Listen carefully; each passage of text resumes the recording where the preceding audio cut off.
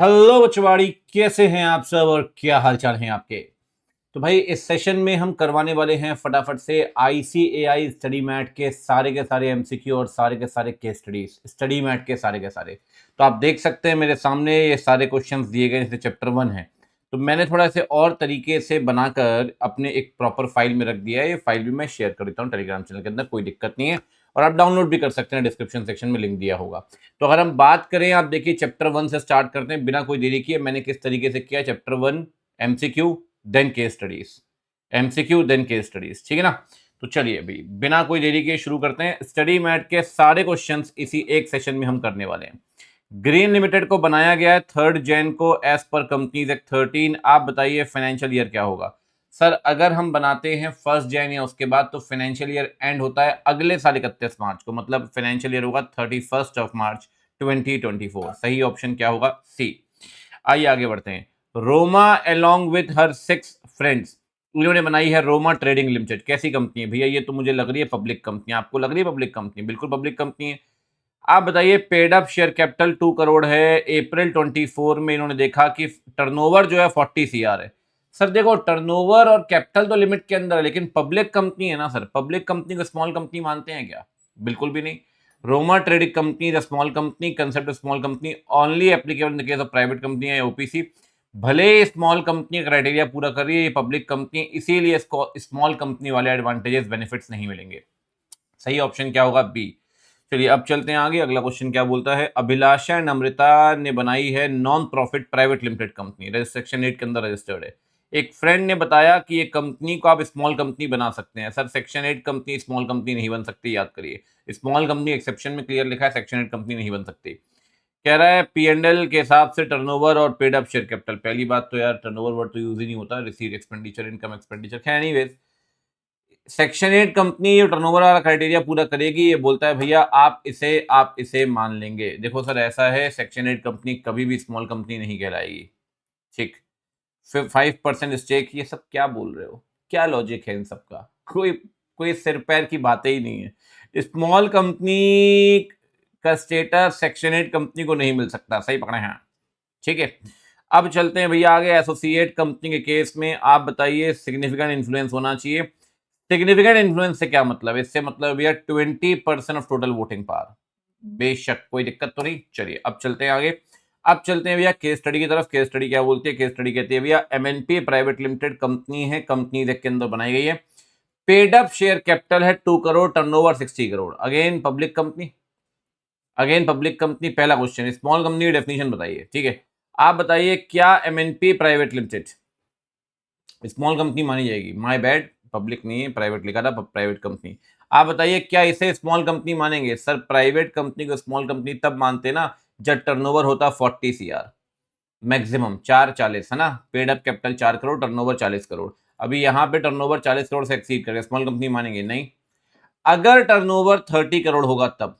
भैया paid up capital 2 crore है, turnover 30 हुआ तो 4 और 40 की लिमिट के अंदर है, तब मानेंगे, कोई दिक्कत नहीं। अच्छा, फ्लोरा फोना को बनाया गया पब्लिक कंपनी के तौर पे। इसमें 230 मेंबर्स हैं। एक बात बताइए, पब्लिक कंपनी मेंबर पे लिमिट है क्या? नहीं। पब्लिक कंपनी मेंबर तो अनलिमिटेड हो ही सकते हैं, कोई दिक्कत वाली बात नहीं है। तो यहां अगर 230 मेंबर है, कोई दिक्कत है? कोई दिक्कत नहीं है सर। लेकिन एक बात बताओ, अगर ये पब्लिक को प्राइवेट में कन्वर्ट करोगे, मान लो कल को कन्वर्ट करते हैं, तो क्या मेंबर कम करने की जरूरत पड़ेगी? प्राइवेट में तो 200 की लिमिट ही है ना सर। लेकिन प्राइवेट में याद रखिए डायरेक्टर और प्राइवेट में याद करिए एम्प्लॉइज काउंट नहीं करते, पास्ट और प्रेजेंट। और जॉइंट शेयर होल्डर को एक ही मेंबर मानते हैं। तो आइए निकालते हैं। डायरेक्टर काउंट होगा 200 में, काउंट होगा सर। एम्प्लॉय काउंट होगा, नहीं होगा सर। एक्स एम्प्लॉय काउंट होंगे जिनको शेयर्स दिए गए थे एम्प्लॉयमेंट के दौरान, नहीं सर। 5 कपल हस्बैंड वाइफ, मतलब कपल कपल 5 कपल है तो 10 काउंट नहीं होंगे, 5 ही काउंट होंगे। और ये पूरे काउंट हो जाएंगे। कितना नंबर आ गया? नंबर आ गया 145 और 5 150, 150 और 50 200, 200 का नंबर आ गया सर। 200 का नंबर है। आप बताइए क्या क्या नंबर ऑफ मेंबर कम करने की जरूरत है? नहीं भैया, प्राइवेट कंपनी के हिसाब से 200 ही तो मेंबर हुए, प्राइवेट में लिमिट भी 200 की है, ठीक है। Chapter 1 done, done and dusted. चलिए आगे बढ़ते हैं। अब चलते हैं अगले चैप्टर में, इनकॉर्पोरेशन ऑफ कंपनीज में। इंट्रेंचमेंट इनहेज द प्रोटेक्शन, ठीक बात है। एक प्राइवेट कंपनी इंट्रेंचमेंट लाना चाहती है। प्राइवेट कंपनी अगर इंट्रेंचमेंट लाना चाहती है ना दोस्त, तो 100% मेंबर से पूछना पड़ेगा, 100% मेंबर से। कह रहा है ordinary special all the members, ठीक। टुडे इट्स जुलाई 24। निरंजन चट्टोपाध्याय 24 साल का आदमी है, इंडिया आया है जनवरी मंथ ऑफ 2024, ठीक है सर। अपनी एजुकेशन कंप्लीट करके ओपीसी बनाना चाहता है, लेकिन कंफर्म नहीं है भैया कि ओपीसी की क्या एलिजिबिलिटी है। आप बताइए। कह रहा है ओपीसी इंडियन सिटीजन ही बना सकता है। बिल्कुल ठीक बात है, वो ओपीसी नहीं बना पाएगा क्योंकि पिछले साल वो रेसिडेंट नहीं था। सर लिखा हुआ है रेसिडेंट और अदरवाइज, तो अगर आप सिटीजन हो लेकिन नॉन रेसिडेंट भी हो तब भी आप ओपीसी बना सकते हैं। तो ये वाला तो वैलिड है, दूसरा वाला वैलिड नहीं है। ये वाला तो वैलिड है कि हाँ सिटीजन ही बनाएगा, लेकिन दूसरा वाला वैलिड नहीं है। कह रहा है दोनों वैलिड है, दोनों वैलिड नहीं है। First is invalid, second is invalid, second is invalid, first is valid, ठीक है भाई। अब आगे बढ़ते हैं। आप बताइए, एप्लीकेशन दे रहे हो रिजर्वेशन ऑफ नेम के लिए, कौन सी कंपनी? एग्जिस्टिंग कंपनी, याद है। प्रपोज्ड कंपनी में 20 डेज के लिए नाम रिजर्व होता है और एग्जिस्टिंग कंपनी में 60 डेज के लिए, एग्जिस्टिंग कंपनी में, ठीक। मॉडर्न फर्नीचर को बनाया गया 30 जून को, डायरेक्टर ने फाइल किया 10A, ठीक। 10A याद है ना, 10A को लेकर डिक्लेरेशन फाइल करना पड़ता है फॉर कमेंसमेंट ऑफ बिजनेस, ठीक। अब एक बात बताइए, रजिस्ट्रार, ठीक, के पास फाइलिंग कर रहे हो 18 को, कंपनी और ऑफिसर ने पेनाल्टी बियर करनी है, बिल्कुल बियर करनी है। एक बात बताइए, 30 जून को कंपनी बनी, ठीक। 10A आप जो है वो फाइल कर रहे हो 18 अप्रैल को। 10A को लेकर डिक्लेरेशन पता कब तक फाइल करना पड़ता है? 10A को लेकर डिक्लेरेशन फाइल करना पड़ता है 180 डेज के अंदर, वरना पेनाल्टी लगती है। कितनी पेनाल्टी लगती है? कंपनी और ऑफिसर, कंपनी के लिए फाइन है 50,000 फ्लैट, ठीक है। ऑफिसर के लिए फाइन है 1,000 rupees per day, maximum 1 lakh, maximum is 1 lakh rupees, ठीक। अच्छा देखो, सिंपल भी निकाल सकते हैं वैसे, मैं आपको बताऊं कि 30 जून को आपने कंपनी बनाई, 180 डेज के अंदर आपको फाइल करना था। अगर 180 डेज आप निकालेंगे, ठीक है, टाइम अगर मैं बचाऊं, बड़ी सिंपल सी बात है, 27 दिसंबर लास्ट डेट है। 180 डेज के अंदर फाइल करना पड़ता है डिक्लेरेशन। और आपने फाइल कब किया? आपने फाइल किया 18 अप्रैल को। तो आपने 18 अप्रैल फाइल किया। अगर 18 अप्रैल को आपने फाइल किया है तो भैया 18 अप्रैल अगर फाइल किया है तो फिर कितने डेज का डिले किया आपने? आपने डिले किया है करीब करीब, मान के चलिए कि आपने डिले किया है यहाँ पे 4 दिन दिसंबर के, 31 डेज जैन के, लीप ईयर हो गया ना, नहीं आपका लीप ईयर नहीं, 28 डेज ये हो गए आपने, 31 डेज मार्च के हो गए, और 18 को तो फाइल कर ही दिया, 17 डेज अप्रैल के हो गए। तो कितने डेज हो गए ये? टोटल हो गए 35, 35, 43, 63, 64, 94, 94 और 11 डेज, मतलब 111 दिन का डिले है, डिफॉल्ट है। मल्टीप्लाई बाय 1,000 रुपीज करिए, 1,11,000 आ जाएगा। बट अपर कैप कितने की? अपर कैप 1 लाख की है। कितना फाइन लगेगा? पहले पूछ रहा है कंपनी के लिए, कंपनी के लिए 50,000, और ऑफिसर के लिए 1,11,000, 11 नहीं, 1 लाख अपर कैप है, तो 50 और 1 लाख, ये सही ऑप्शन है, ठीक है जी।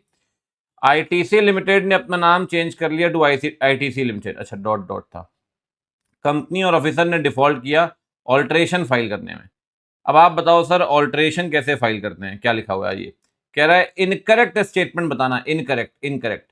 पहला, alteration shall be made to every copy of MOA because they are considered as public document. Section 15 कहता है, याद है? सेक्शन 15 में क्लियरली लिखा है कि हर कॉपी में चेंज होना चाहिए, बिल्कुल ठीक बात है। Alteration shall made in copy in electronic form और अदरवाइज, और पेनाल्टी लगेगी 1,000 for every copy of the article issued without such alteration. Sir 1,000 for every copy of memorandum और आर्टिकल। अब देखो यहाँ आर्टिकल तो लिखा है लेकिन एमओए नहीं लिखा ना सर, यहाँ आर्टिकल तो लिखा है लेकिन एमओए नहीं लिखा। लेकिन अब देखो यहाँ पर अगर बात करें आप, तो सही मतलब करेक्ट, इनकरेक्ट ऑप्शन कौन सा है? इनकरेक्ट ऑप्शन मेरी नजर में 3, this is the incorrect option, ठीक है भाई, क्योंकि बाकी सारे ऑप्शन सही है, इनकरेक्ट ऑप्शन आपका ये 3 वाला ऑप्शन है, ठीक है जी। आगे बढ़े, चलिए अब चलते हैं फटाफट से आगे। बट आईसीएआई ने इस वाले में ये सही लिखा है, क्योंकि इंस्टीट्यूट को लगता है तीनों ही सही है, मतलब कोई भी इनकरेक्ट नहीं है, जबकि सही मायने मेमोरेंडम में आर्टिकल आना चाहिए, बट कोई बात नहीं। तो इनके हिसाब से आपका जो सही आंसर है वो होगा डी, ठीक है। चलिए आगे बढ़े अब। चलते हैं भाई केस स्टडी में, फटाफट से बोलो। यादव डेयरी प्रोडक्ट आर्टिकल बना रहे हैं, ठीक है। डायरेक्टर चाहते हैं कि फॉरफीचर के जो प्रोविजंस हैं ये तभी चेंज हो पाए जब तक कि 90% मेजोरिटी ना हो। मतलब 90% मेजोरिटी नहीं होगी तो फॉरफीचर के प्रोविजन चेंज नहीं हो पाएंगे। सेक्शन 14 कहता है आर्टिकल चेंज होता है एसआर पास करके। एक डायरेक्टर कहता है ऐसा नहीं कर सकते आप बताइए ऐसा कर सकते हैं? सर कह रहा है कि 90% मेजोरिटी। सर बात कर रहा है इंट्रेंचमेंट क्लॉज की, याद है? इंट्रेंचमेंट क्लॉज का मतलब है एसआर से भी ज्यादा रिस्ट्रिक्टिव मेजोरिटी चाहिए होगी। यहां पे यादव डेयरी कंपनी को इंट्रेंचमेंट क्लॉज लाना पड़ेगा आर्टिकल कमेंड करके। Reason being a private company है तो फिर यहां पे सारे मेंबर ही कंसेंट चाहिए और इंट्रेंचमेंट क्लॉज को ला सकते हैं, ठीक। अगला, ग्रुप ऑफ इंडिविजुअल क्लब बना रहे हैं, ठीक है, ट्रेनिंग देने के लिए पायलट्स को क्लब बना रहे हैं। ये डिसाइड हुआ कि सेक्शन 8 के अंदर बनाएंगे 10 सालों के लिए, और उसके बाद क्लब को डिसॉल्व कर देंगे और सारा सरप्लस पैसा मेंबर अपने घर ले जाएंगे। कह रहा है ये तो यूजुअल प्रोसीजर है। आप बताइए प्रपोजल वैलिड है क्या? बिल्कुल भी नहीं। सेक्शन 8 कंपनी में अगर वाइंडिंग अप होता है तो सरप्लस पैसा मेंबर अपने घर नहीं ले जा सकते। या तो रिहेबिलिटेशन इंसॉल्वेंसी फंड में दोगे या फिर किसी और section 8 company having similar object. अपने घर पैसा नहीं ले जा पाओगे। ये प्रपोजल वैलिड नहीं है sir, this is not valid. Alpha school ने एजुकेशन देनी शुरू की। सोल ऑब्जेक्टिव क्या है? सोल ऑब्जेक्टिव एजुकेशन देना वीकर सोसाइटी को फ्री ऑफ कॉस्ट, ठीक बात है। 30 मार्च को ये पता चला कि सेंट्रल गवर्नमेंट ये की जो स्कूल है ये वायलेट कर रहा है अपना क्लॉज। अब आप बताइए सीजी के पास क्या अधिकार है? अगर वायलेशन हो रहा है तो सीजी के पास क्या राइट्स होंगे? सर अगर वायलेशन हो रहा है ऑब्जेक्ट का तो सीजी के पास 3 राइट्स हैं। सीजी या तो सबसे पहले तो लाइसेंस कैंसिल कर देगी, रिवोकेशन ऑफ लाइसेंस। सबसे पहले बोलेगी कन्वर्जन करो into private public company, amalgamation और वाइंडिंग अप। ये सारे अधिकार सीजी के पास है। जो भी ऑर्डर पास करेगी, ऑर्डर पास करने से पहले अपॉर्चुनिटी ऑफ बीइंग हर्ट देगी। तो अगर आपने ऑब्जेक्ट क्लॉज को वायलेट किया है तो सीजी के पास राइट्स होंगे। अगला, एक्स वाई लिमिटेड का आरओ है मुंबई में। ये अपना आरओ शिफ्ट कर रहे हैं मुंबई से पुणे। मुंबई से पुणे पता है ना, डिफरेंट आरओसी सेम स्टेट। किसकी अप्रूवल लगेगी? फॉर्मेलिटीज क्या है? बीआर, एसआर, आरडी को एप्लीकेशन, आरडी की अप्रूवल, फिर वही फाइलिंग। 30 दिन के अंदर रजिस्ट्रेशन, और फाइलिंग नहीं करोगे 1000 रुपये पर डे का फाइन लगेगा, ठीक। आरडी की अप्रूवल लगती है, आरडी की। Anushka security equipment limited CCTV कैमरे बना रही है। 100 करोड़ रुपीज रेज किए थे, क्वेश्चन आया था पिछली बार यहां से, याद करिए। 100 करोड़ रुपीज रेज किए हैं सीसीटीवी बनाने के लिए। 10 करोड़ रुपीज यूटिलाइज कर लिए। अब पता चला कि यार एक्सपेंशन का स्कोप नहीं है क्योंकि इस कैमरे तो चाइना से इंपोर्ट हो ही रहे हैं, ठीक है। तो इन्होंने बोला कि 100 करोड़ लाए थे सीसीटीवी बनाने के लिए, जो 10 करोड़ यूटिलाइज किया, बचा कितना? बचा 90 करोड़। कह रहे हैं 90 करोड़ से मोबाइल ऐप बनाएंगे। आप बताइए बना सकते हैं क्या? क्या कंपनीज एक्ट ये अलाउ करता है आपको? सर देखो, अगर अनयूटिलाइज्ड मनी को नए ऑब्जेक्ट की तरफ लगाना है तो एसआर पास करना पड़ेगा, डिसेंटिंग शेयर होल्डर को एग्जिट रूट देना पड़ेगा, न्यूज़पेपर में पब्लिकेशन देना पड़ेगा, न्यूज़पेपर में, याद है? और चौथी बात, वेबसाइट के अंदर पोस्टिंग करनी पड़ेगी, ठीक। ऑब्जेक्ट क्लॉज जो है मेमोरेंडम का, ये कह रहा है रियल एस्टेट बिजनेस करने के लिए डाउनवर्ड ट्रेंड के कारण मैनेजमेंट कह रहा है फूड का बिजनेस करेंगे। आप बताइए ऑब्जेक्ट क्लॉज चेंज कर सकते हैं? बिल्कुल चेंज करिए। ऑब्जेक्ट चेंज करने में क्या है? एसआर पास करो। अगर ऑब्जेक्ट के कारण नाम भी चेंज कर रहे हो तो सीजी की अप्रूवल लो, फाइलिंग, रजिस्ट्रेशन, ये सारे काम करने हैं आपको, और सेक्शन 15 तो लगाई देना, ठीक। अब ये थ्योरेटिकल है, इसमें तो क्या ही बताऊं मैं आपको, डॉक्ट्राइन ऑफ इंडोर मैनेजमेंट, ठीक है। मंगलू और फ्रेंड्स एक कंपनी बना रहे हैं प्राइवेट, रजिस्टर्ड ट्रेडमार्क है टैक्समैन। आपने टैक्समैन के नाम से ही कंपनी बना ली। एक बात बताओ, टैक्समैन एक रजिस्टर्ड ट्रेडमार्क है, आप रजिस्टर्ड ट्रेडमार्क यूज कर रहे हो, तो टैक्समैन का ट्रेडमार्क ओनर कितने साल के अंदर सीई के पास जाएगा? 3 इयर्स के अंदर। वो जा रहा है 5 इयर्स के बाद।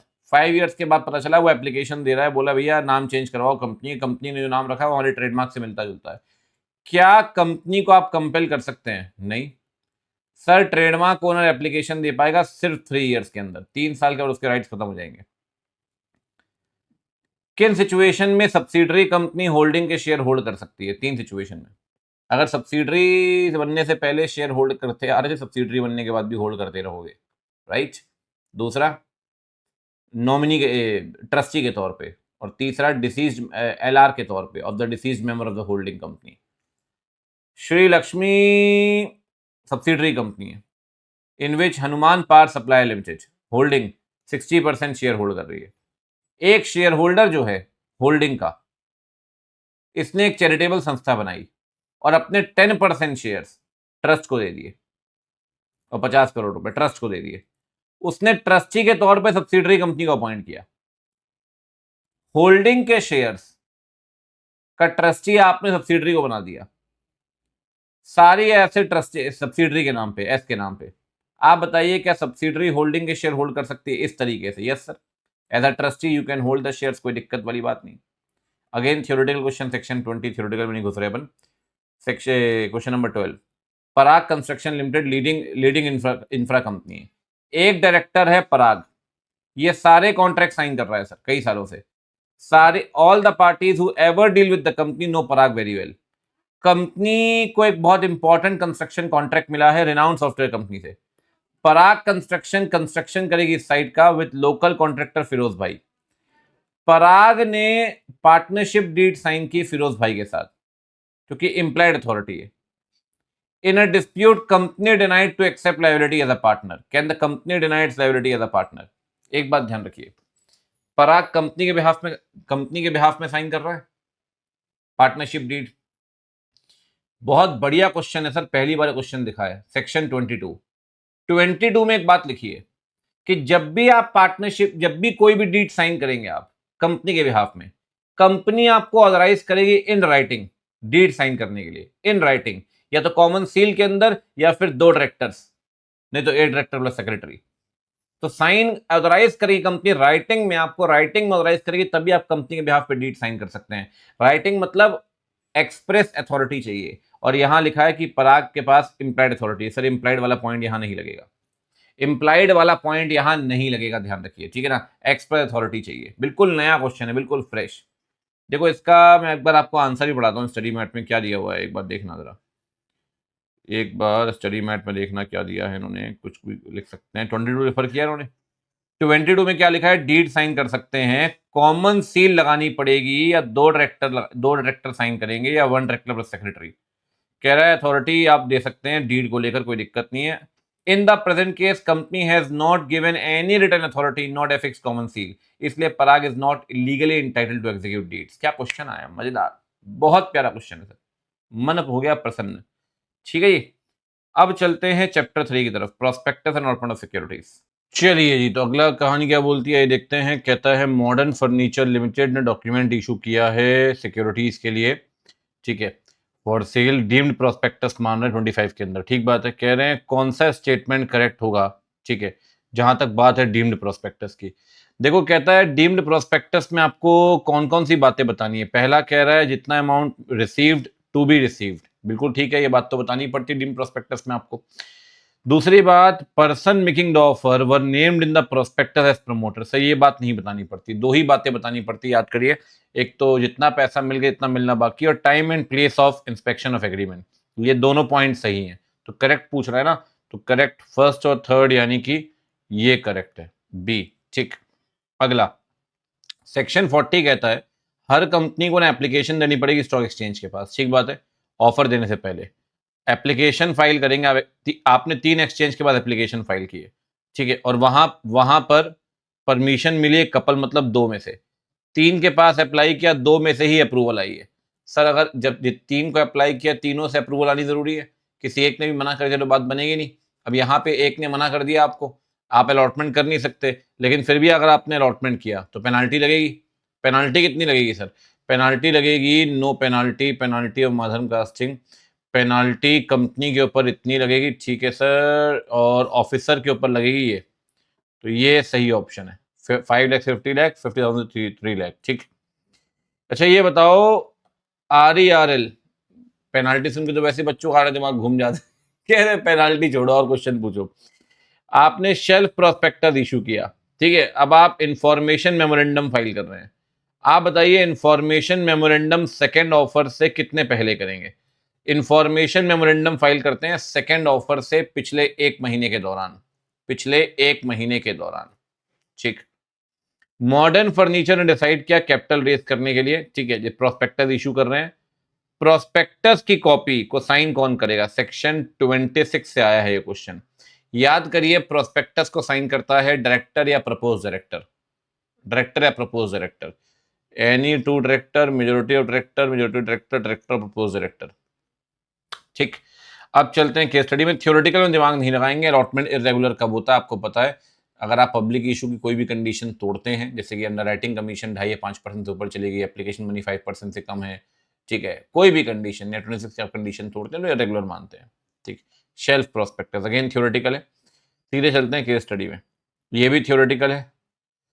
यूनिक बिल्डर 2.5% कमीशन देना चाहते हैं, जबकि आर्टिकल कह रहा है 2% अंडरराइटिंग कमीशन देने के लिए। कंपनी कह रही है हम ये अंडरराइटिंग कमीशन देंगे फ्लैट के फॉर्म में। देखो, अगर आर्टिकल 2% कह रहा है ना डिवेंचर में, तो आप 2% ही दे पाओगे। 2.5% और rate in the article which ever is lower. अगर आर्टिकल 2 कह रहा है तो आप 2 ही दे पाओगे, 2.5 नहीं दे पाएंगे। अच्छा, एक बात बताइए, फ्लैट के फॉर्म में अंडरराइटिंग कमीशन दे सकते हैं? सर, काइंड में कोई दिक्कत नहीं है, कहीं मनाही नहीं है। अगर आप बिल्डर हैं, आप फ्लैट के फॉर्म में देना चाहते हैं, दीजिए, कहीं कोई दिक्कत नहीं है। ठीक, पीक्यूआर बेकर्स फंड रेज करना चाहती है। ये प्राइवेट प्लेसमेंट लेकर आई, ऑफर लेटर 55 पर्सन के लिए, जिसमें से 4 क्यूआईबी हैं। 55 में से 4 क्यूआईबी है तो कितने बचे? ये बचे 51। याद है ना, क्यूआईबी काउंट नहीं करते। जब 200 के अपन काउंटिंग करेंगे तो क्यूआईबी और एम्प्लॉय दोनों को काउंट नहीं करते। कंप्लीशन होने से पहले ही आप एक और प्राइवेट प्लेसमेंट का ऑफर ले आए। देखो, 200 की लिमिट ईच सिक्योरिटी के लिए। ये 55 किसके लिए है? 55 है भैया आपका इक्विटी शेयर्स के लिए, और 155 है डिवेंचर के लिए। तो नंबर में दिक्कत नहीं होगी, 200 की लिमिट ईच सिक्योरिटी है। लेकिन दिक्कत पता है कहां है? पिछला ऑफर खत्म होने से पहले आप नया ऑफर ले आए। याद करो, मैंने आपसे कहा था, पढ़ा भी है आपने, जब तक कि पुराना ऑफर कंप्लीट या विड्रॉ नहीं होता, आप नया ऑफर नहीं ला सकते प्राइवेट प्लेसमेंट का। यहां सर नया ऑफर नहीं ला पाएंगे। क्या ये पॉसिबल है प्राइवेट प्लेसमेंट ऑफर लाना? नहीं। अच्छा, ये अगर आप कंप्लायंस कर रहे हो तो कैसे पब्लिक ऑफर मानेंगे? पब्लिक ऑफर तब मानते हैं जब आप 200 लोगों से ऊपर ऑफर देते हैं। यहां 200 की लिमिट ओवरराइड नहीं हो रही है। क्यों नहीं हो रही है? क्योंकि पहली बात तो ये 155 डिवेंचर को लेकर है और 50 इक्विटी शेयर्स को लेकर है, पब्लिक नहीं मानेंगे। ठीक है, आप बताइए, ऑफर डिवेंचर के लिए होता with in the same financial year. देखो सर, ऐसा है, किसी के लिए भी दो, जब तक पुराना ऑफर कंप्लीट नहीं हुआ नया ऑफर नहीं दे सकते, बात खत्म हो जाती है। ठीक, अगेन थ्योरेटिकल, कितना अमाउंट प्रोस्पेक्टस में बताया गया है, ठीक है, और एप्लीकेशन मनी थ्योरेटिकल पूछ रहा है, तो सर एप्लीकेशन मनी जो प्रोस्पेक्टस में दिया गया वो आपके पास आनी चाहिए 30 डेज प्रोस्पेक्टस इशू करने के, नहीं तो फिर इशू क्लोज होने के 15 डेज के अंदर रिफंड करेंगे, नहीं कर पा रहे 12% इंटरेस्ट के साथ रिफंड करेंगे। थ्योरेटिकल। आर्टिकल कह रहा है अंडरराइटिंग कमीशन देंगे 4% के रेट से, बोर्ड कह रहा है हम तो 5 ही % देंगे। सर, जब आर्टिकल में 4 लिखा है ना, तो 5 शेयर के केस में 5 और rate in the article which ever is lower. अगर 4% कह रहा है तो 4% ही होगा। ठीक है, आगे बढ़े भैया। अब चलते हैं शेयर कैपिटल एंड डिवेंचर में। बहू ने नोटिस रिसीव किया महिष्मति, वाओ, देख के आया लिखता है महिष्मति। ठीक, बहुत बढ़िया। 2 मार्च 2024 को, बढ़िया है सर। बाली ने ट्रांसफर डीड सबमिट किए for transfer of partly paid up share. अब एक बात बताइए, ट्रांसफरर डॉक्यूमेंट दे रहा है पार्टली पेड अप शेयर के लिए, तो कंपनी ट्रांसफरी को नोटिस देती है, ट्रांसफरी ऑब्जेक्शन रेज करता है, याद करिए 2 हफ्ते के अंदर, नो ऑब्जेक्शन डीम्ड अप्रूवल। कोई बात नहीं, पूरा पढ़ते हैं। मिस्टर बहू ट्रांसफरी है, ये ऑब्जेक्शन रेज कब तक करेगी बताइए? कब बताया गया इसको? बताया गया 2 मार्च को। 2 मार्च का मतलब है अगले 2 हफ्ते, मतलब 14 डेज, तो ये करेगी 16 मार्च तक। 16 मार्च तक इसके पास राइट ऑब्जेक्शन रेज करने का। ठीक है, सेक्शन 67 कहता है सर कि पब्लिक कंपनी कोई लोन वगैरह नहीं दे सकती अपने शेयर्स खरीदवाने के लिए, कि हम आपको लोन दे रहे हैं, हमारे शेयर्स खरीद लो। ठीक, अगर फिर भी ऐसा करती है तो सर पेनाल्टी लगेगी। कितनी पेनाल्टी लगेगी भाई? ठीक है, तो भैया पेनाल्टी पूछ रहा है यहाँ, पेनाल्टी कितनी है? पेनाल्टी मैंने आपसे कहा सिंपल पेनाल्टी 1 लाख से आपका फाइन लगेगा 25 लाख, और साथ में इम्प्रिजनमेंट, इम्प्रिजनमेंट 3 साल की। ठीक है, तो आइए ज़रा कहते हैं 1 लाख से 25 लाख, इम्प्रिजनमेंट तो लिखी नहीं है, 1 से 25 बच्चे कह रहे हैं, हमारा फिर दिमाग घूम रहा है। और नहीं है, एंड है। 1 से 25 एंड इम्प्रिजनमेंट, ये ठीक है। कह रहा है पेनाल्टी वाले क्वेश्चन मत पढ़ाया करो बस। मॉडर्न फर्नीचर की रिक्वेस्ट है डुप्लीकेट शेयर सर्टिफिकेट के लिए, डुप्लीकेट, ठीक है, डुप्लीकेट के लिए सारे डॉक्यूमेंट जमा कर दिए हैं 30 दिसंबर को। याद करिए, अनलिस्टेड कंपनी 3 महीने के अंदर, 3 महीने के अंदर डुप्लीकेट शेयर सर्टिफिकेट मिलेगा। विद इन 3 मंथ्स आपको डुप्लीकेट मिल जाएगा। आपने डॉक्यूमेंट जमा किए 30 दिसंबर को, डुप्लीकेट कब तक मिलेगा? 29 मार्च, 3 महीना, 3 मंथ्स के अंदर you will get duplicate share certificate. ठीक। Case studies, VRS company limited के पास 45% शेयर है एसवी कंपनी के। बोर्ड जो है एसवी कंपनी का, ये शेयर कैपिटल रेज करना चाहता है, फर्दर इक्विटी शेयर्स इशू करके। बोर्ड ने बोला कि हम सबको सबको ऑफर देंगे, राइट ऑफर लिखा हुआ है ना कि हम सबको ऑफर देंगे to the existing shareholder, सबको, लेकिन हम वीआरएस को ऑफर नहीं देंगे, नॉट टू ऑफर वीआरएस, क्योंकि वीआरएस के पास ऑलरेडी हमारे 45% शेयर्स हैं। हम राइट ऑफर सबको देंगे लेकिन वीआरएस को नहीं देंगे। तो कंपनी ने सही में सबको ऑफर दिया, to all the shareholder except VRS. आप बताइए कंपनी का डिसीजन वैलिड है क्या, of not offering share to VRS? Sir बिल्कुल गलत है। सेक्शन 62 में क्लियर लिखा है, राइट ऑफर जब भी देंगे to all the existing equity shareholder in the proportion of their paid up capital. Paid up capital के प्रपोर्शन में देना पड़ेगा। साथ में केस लॉ भी मैंने आपको इसमें पढ़ाया है, गैस मीटर कंपनी वाला, है ना। केस लॉ भी आप इसमें लगाइए और केस लॉ रिफर करके आप बताइए। इंस्टीट्यूट ने सजेस्टेड आंसर में केस लॉ रिफर किया हुआ था कि भैया आप डिस्क्रिमिनेट नहीं कर सकते शेयर होल्डर को, जब भी देंगे सबको ऑफर देंगे। अगला, कैपिटल क्लॉज ऑल्टर करना चाहते हैं, सेक्शन 61 लगेगा सर। थ्योरेटिकल है सर, थ्योरेटिकल में मैं दिमाग अपने पर लगा नहीं रहा, ठीक है। रमेश एक रेसिडेंट है न्यू दिल्ली का, ट्रांसफर डीड भेजी एज अ ट्रांसफरी। उसका ब्रदर सुरेश ट्रांसफरर है, ठीक है, कंपनी के पास। उसको अभी तक शेयर सर्टिफिकेट नहीं मिले, 4 महीने निकल चुके हैं। आप बताइए कंपनी की कोई लायबिलिटी है क्या? देखो भैया, कंपनी 1 महीने के अंदर शेयर सर्टिफिकेट देती है, याद है? 1 महीने के अंदर शेयर सर्टिफिकेट देती है कंपनी आपको। अगर कंपनी ट्रांसफर को रजिस्टर नहीं कर रही है तो याद करिए 58 के अंदर, सेक्शन 58 में आप एनसीएलटी के पास जा सकते हैं। Reason being company private company है, तो कब तक जाएंगे? अगर नोटिस ऑफ रिफ्यूजल मिला होता तो 30 डेज के अंदर जाते हैं नोटिस ऑफ रिफ्यूजल मिलने के। अगर नहीं मिला तो जिस दिन आपने डॉक्यूमेंट जमा किया उसके 60 डेज के अंदर जाएंगे एनसीएलटी के पास, अपील फाइल करिए, कोई दिक्कत वाली बात नहीं। Due to insufficient profits, silver robotics अपने प्रेफरेंस शेयर रिडीम नहीं कर पा रही है 10 लाख के, as per the terms of issue. वो अगले 2 महीने में रिडीम होने हैं टर्म्स के हिसाब से, टर्म्स के हिसाब से, ठीक। कह रहे हैं इन्होंने it did not however default in payment of dividend. अब आप बताइए सर, आपके पास प्रॉफिट नहीं है, आपके पास पैसा नहीं प्रेफरेंस को रिडीम करने का, ठीक है, अगले 2 महीने में। कंपनी के पास क्या ऑप्शन है?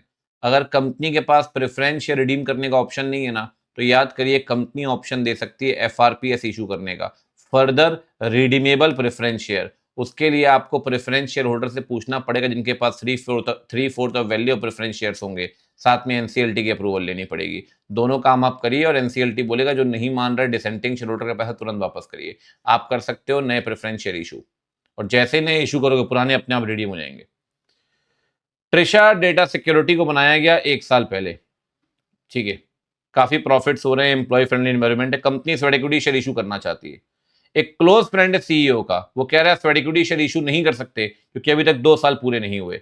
सर 2 साल पूरे हो या ना हो उससे कोई फर्क नहीं पड़ता। आप आज कंपनी बनाइए, कल स्वेट इक्विटी शेयर इशू करिए, कोई दिक्कत नहीं है। जो फ्रेंड है सीईओ का वो गलत बोल रहा है, 2 साल वाली कोई भी कंडीशन नहीं है। आप बताइए सिक्योरिटी प्रीमियम कहां इस्तेमाल होगा? 5 जगह पे, बोनस शेयर इशू करने में, बायबैक करने में, डिस्काउंट एक्सपेंस कमीशन को राइट ऑफ करने में, प्रीमियम एक्सपेंसेस को राइट ऑफ करने में, अगर प्रीमियम देते हो रिडेम्पशन ऑफ प्रेफरेंस और debenture, premium paper on redemption, तो वहां। ओलेफ लिमिटेड सब्सिडरी है पीक्यूआर की, लोन दे रही है 4 लाख रुपए का एचआर मैनेजर को। सर एचआर मैनेजर की सैलरी कितनी है? सैलरी 40,000, 6 मंथ्स की सैलरी के बराबर दे सकते हैं। 6 मंथ्स की सैलरी के बराबर 2.4 लाख होता है। आप दे कितना रहे हो? 4 लाख। गलत है सर। ऊपर से वो पार्टली पेड अप शेयर खरीद रहा है, वो भी गलत है सर। दो अनर्थ है इस क्वेश्चन में, अलाउड नहीं 67 के अंदर। शिल्पी डेवलपर लिमिटेड ने पैसे देना 10,000 रुपीज। जब डेट पेएबल हुई तो कंपनी ने कहा हम शेयर इशू कर देते हैं। आप बताइए क्या अलॉटमेंट वैलिड है? हाँ सर, कोई दिक्कत नहीं है। अगर आपका डेट रीपे करने का पैसा नहीं, अलॉटमेंट करिए। अलॉटमेंट करेंगे, फ्रेश अलॉटमेंट के लायक, कोई दिक्कत वाली बात नहीं है। अच्छा, अगला ये बताओ, डिबेंचर ट्रस्टी बन सकते हैं आप अगर आपका बेनिफिशियल इंटरेस्ट नहीं है? यस सर, बिल्कुल बन सकते हैं। अगर आपका उधार बनता है कंपनी की तरफ, मतलब कंपनी ने आपको पैसे देने हैं, आप कंपनी के क्रेडिटर, नहीं बन सकते सर। उधार का कोई अमाउंट नहीं है, नहीं बन सकते। और गारंटी दिए तब भी नहीं बन सकते। ध्यान रखना, यहां नो लिखा है, नो। तो ऊपर वाले केस में बन सकते हैं, बाकी दोनों केस में नहीं बन सकते। नीलेश 1000 शेयर ट्रांसफर कर रहा है अपनी सिस्टर मुक्ता को। कंपनी ने ट्रांसफर रजिस्टर नहीं किया, ना ही नॉर भेजा। आप बताइए एग्री पार्टी के पास क्या राइट है? सर भाई, अगर नॉर नहीं भेजा तो आप जाइए बिल्कुल। कौन सी कंपनी? कंपनी का नाम लिखा है प्राइवेट कंपनी। भाई नॉर नहीं मिला तो डॉक्यूमेंट जमा करने के 60 डेज के अंदर जा सकते हैं आप, कोई दिक्कत नहीं। एक और, शंकर पोर्टलैंड सीमेंट बनाते हैं ये सर, लाना चाह रहे हैं बोनस इशू, हर 2 शेयर पे 1 शेयर बोनस का। हर 2 पे 1, 2.5 करोड़ की पेड अप कैपिटल कितनी है? 1 करोड़ की। हर 2 पे 1 शेयर बोनस का मतलब 50 लाख के बोनस शेयर देने हैं आपको। 1 करोड़ हुई ना, 50 लाख के बोनस शेयर देने के लिए पैसा है आपके पास? अरे सर, 3 करोड़ रुपए पड़ा हुआ है, बिल्कुल दीजिए, कोई दिक्कत नहीं है। क्या दे पाएंगे? यस, लेकिन कंडीशन भी पूछ रहा है। कंडीशन मतलब पूरा 63 लिखना पड़ेगा आपको, कंप्लीट, बोर्ड का रिकमेंडेशन ये सब। डिक्लेरेशन ऑफ सॉल्वेंसी कब देना पड़ेगा बायबैक के अंदर? याद करिए, डिक्लेरेशन ऑफ सॉल्वेंसी देना पड़ता है SH9 में। कंपनी बोलती है हमने सारी इंक्वायरी कर ली है और हम इस बात की एश्योरेंस दे रहे हैं कंपनी अगले 1 साल में इंसॉल्वेंट नहीं होगी। ऐसा डिक्लेरेशन ऑफ सॉल्वेंसी देना पड़ेगा। साइन करेंगे 2 डायरेक्टर 1 शेल BMD, ठीक है ना? साइन करके आपको सबमिट करना पड़ेगा SH9 में। चलिए जी, ये हो गया शेयर एंड शेयर कैपिटल। अब चलते हैं भैया आगे, बिना कोई देरी किए फटाफट से डिपॉजिट की तरफ। बताइए, 20 लाख के आपके डिपॉजिट है, आपने सिक्योर किया है सिर्फ 15 लाख। सर 1 रुपए भी अनसिक्योर्ड है ना, तो डिपॉजिट अनसिक्योर्ड कहलाएगा। पार्शली वाला कंसेप्ट ही नहीं है। 1 रुपए भी अगर अनसिक्योर्ड है तो अनसिक्योर्ड ही कहलाएगा। मैक्सिमम टेन्योर कितना है डिपॉजिट का? 36 महीने। अच्छा, एक बात बताइए, डिपॉजिट एक्सेप्ट कर रहे हैं करंट रजिस्टर जो मेंटेन कर रहे हैं आरओ पे, सर रजिस्टर कब तक मेंटेन करेंगे? 8 years. Company penal rate of interest कितना पे करेगी ओवर ड्यू डिपॉजिट के केस में? अगर डिपॉजिट टाइमली रीपे नहीं करोगे तो आपको इंटरेस्ट रेट देना पड़ेगा 18%। अच्छा, आप बताइए, company is not permitted to accept from public deposit which is repayable less than 6 months। The maximum period of acceptance deposit can not exceed 36 months। अगर शॉर्ट टर्म रिक्वायरमेंट है तो याद करिए, उसके लिए 3 months तक अलाउड है, subject to certain condition. Condition क्या है कि 10% से ऊपर नहीं जाना चाहिए। तो नॉर्मली 6 months है, लेकिन शॉर्ट टर्म के लिए 3 months जा सकता है। तो 6, 36 और 3, 6, 36, 6, 3, 6, ये क्या हो गया? ये क्या है भाई? इसका सही आएगा 6, 36 और 3। ऑप्शन ही गलत लग रहे हैं भाई ये तो। यहां 3 आना चाहिए कायदे से, तो सही है। ठीक, चलिए एनीवेज, अब बढ़ते हैं आगे। ये थियोरेटिकल है सारे के सारे, पढ़ा होगा ना आपने ये सब, कि ऑर्डिनरी कोर्स ऑफ बिजनेस में कौन सा पैसा डिपॉजिट नहीं है। Advance goods and service 365 days, advance of property, future maintenance service 5 साल, पब्लिकेशन के लिए अगर कोई एडवांस लेते हो, और सेक्टोरल रिक्रूटर्स कोई पैसा एडवांस लेते हो, ठीक है। एग्जेम्पशन क्या दिया प्राइवेट कंपनी को? 2 प्राइवेट कंपनी एग्जेम्प्टेड है, अनलिमिटेड डिपॉजिट ले सकती है। स्टार्टअप कंपनी शुरुआती 10 सालों में, और दूसरा लोन बोरोइंग वाला डिफॉल्ट नहीं होना चाहिए। डिपॉजिट ट्रस्ट चाहिए, ठीक है भाई। क्रेडिट रेटिंग याद है, एलिजिबल कंपनी को क्रेडिट रेटिंग लेनी पड़ती है from recognised credit rating agency से, आपको रेटिंग लेनी पड़ेगी, ठीक है। मुद्दे की बात आइए ये करते हैं केस स्टडी पे, ठीक। क्या पूछ रहा है आपसे? समित एक डायरेक्टर है जार टेक्नोलॉजीज का, ठीक है सर, स्टार्टअप कंपनी है। अपने क्लोज फ्रेंड से बोल रहा है, क्या बोल रहा है क्लोज फ्रेंड से? कि कंपनी को 30 लाख रुपए दे दे एक ही बार में। Convertible note repayable with in 6 years, ये डिपॉजिट है या नहीं। स्टार्टअप कंपनी, कोई एक व्यक्ति रितेश एक बार में मिनिमम 25 लाख रुपए देगा, जो कन्वर्टेबल है विद इन 10 ईयर्स, डिपॉजिट नहीं है सर। विद इन 10 ईयर्स है ना, रीपेबल। अगर ये 6 साल के अंदर तो कोई दिक्कत वाली बात नहीं, it is not a deposit, it is not a deposit. याद है ना, सिंगल, ठीक है। पोल स्टार ने लोन लिया 30 लाख का डायरेक्टर से। सर देखो, डायरेक्टर अगर डिक्लेरेशन दे रहा है ना आपको कि वो पैसा उसने और कहीं और से लोन या डिपॉजिट के तौर पे नहीं उठाया, तो वो भी डिपॉजिट नहीं है। Subject to the condition, declaration देगा आपको रिटर्न। सिटी बेकर्स 50 करोड़ का डिपॉजिट रीपे नहीं कर पाई और इंटरेस्ट भी रीपे नहीं कर पाई। आप बताइए पेनाल्टी क्या लगेगी? पेनाल्टी लगेगी सर 76 ए की, 76 ए की पेनाल्टी। पता कितनी है पेनाल्टी? है सर 2 करोड़ तक की, 25 लाख से 2 crore, and imprisonment up to 7 years, up to 7 years. Srinagar readymade garment deposit लेना चाहती है 50 लाख का, लेस देन 6 मंथ्स। क्या पॉसिबिलिटी है? सर लेस देन 6 मंथ्स जा सकते हैं, अप टू 3 मंथ्स तक, अप टू 3 मंथ्स तक आप जा सकते हैं, लेकिन कंडीशन है। कंडीशन बताया क्या है कि वो डिपॉजिट 10% से ऊपर नहीं होना चाहिए। Paid up capital free of securities premium, उससे ऊपर नहीं होना चाहिए। Demand housing finance limited deposit ले सकती है। देखो सर ऐसा है, एनबीएफसी, आपका बैंकिंग कंपनी, ये सब डिपॉजिट लेंगे, लेकिन इनके ऊपर सेक्शन 73 नहीं लगता, ये दे आर एग्जेम्प्टेड। ठीक, अगला देखिए, एबीसी लिमिटेड नेटवर्थ 120 सीआर की है, डिपॉजिट लेना चाहती है मेंबर से। डायरेक्टर आपसे कह रहा है स्पेशल केयर। अरे यार सिंपल क्वेश्चन, इसमें क्या ही दिमाग लगाएं। अच्छा, एलिजिबल कंपनी मानेंगे 100-500, टर्नओवर 500 करोड़, आपका 120 सीआर। ठीक, डिफाइन द टर्म डिपॉजिट। आप बताइए नीचे दिए गए चीजें डिपॉजिट है या नहीं। पहला, ऋषि कॉन्फेक्शनरीज नॉन कन्वर्टेबल डिवेंचर दे रही है, नॉट कॉन्स्टिट्यूटिंग अ चार्ज, मतलब अनसिक्योर्ड नॉन कन्वर्टेबल, डिपॉजिट नहीं है sir, unsecured non convertible. Annual salary 1.5 lakh है, 2 लाख रुपीज ले रहे हो एम्प्लॉय से, सर 2 लाख ले रहे हो तो डिपॉजिट है। एनुअल सैलरी तक डिपॉजिट नहीं है, उसके ऊपर का डिपॉजिट है। डायरेक्टर के रिलेटिव से पैसे ले रही है प्राइवेट कंपनी, उसने डिक्लेरेशन दिया, डिपॉजिट नहीं है। सर अगर डिक्लेरेशन दे रहा है डायरेक्टर या उसका रिलेटिव, तो डिपॉजिट नहीं कहलाएगा। ट्रू और फॉल्स? प्राइवेट कंपनी का paid up capital freeze of security में 50 लाख है, 50 लाख का डिपॉजिट ले सकती है, बिल्कुल ठीक बात है। प्राइवेट कंपनी में 100% की लिमिट है, ट्रू है ये। गवर्नमेंट कंपनी कह रहा है 25% से ऊपर नहीं ले पाएगी, सर इनकरेक्ट है, फॉल्स है।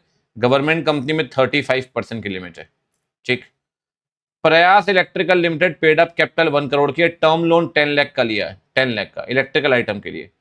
एक डायरेक्टर को ऐसा लगता है ये डिपॉजिट है।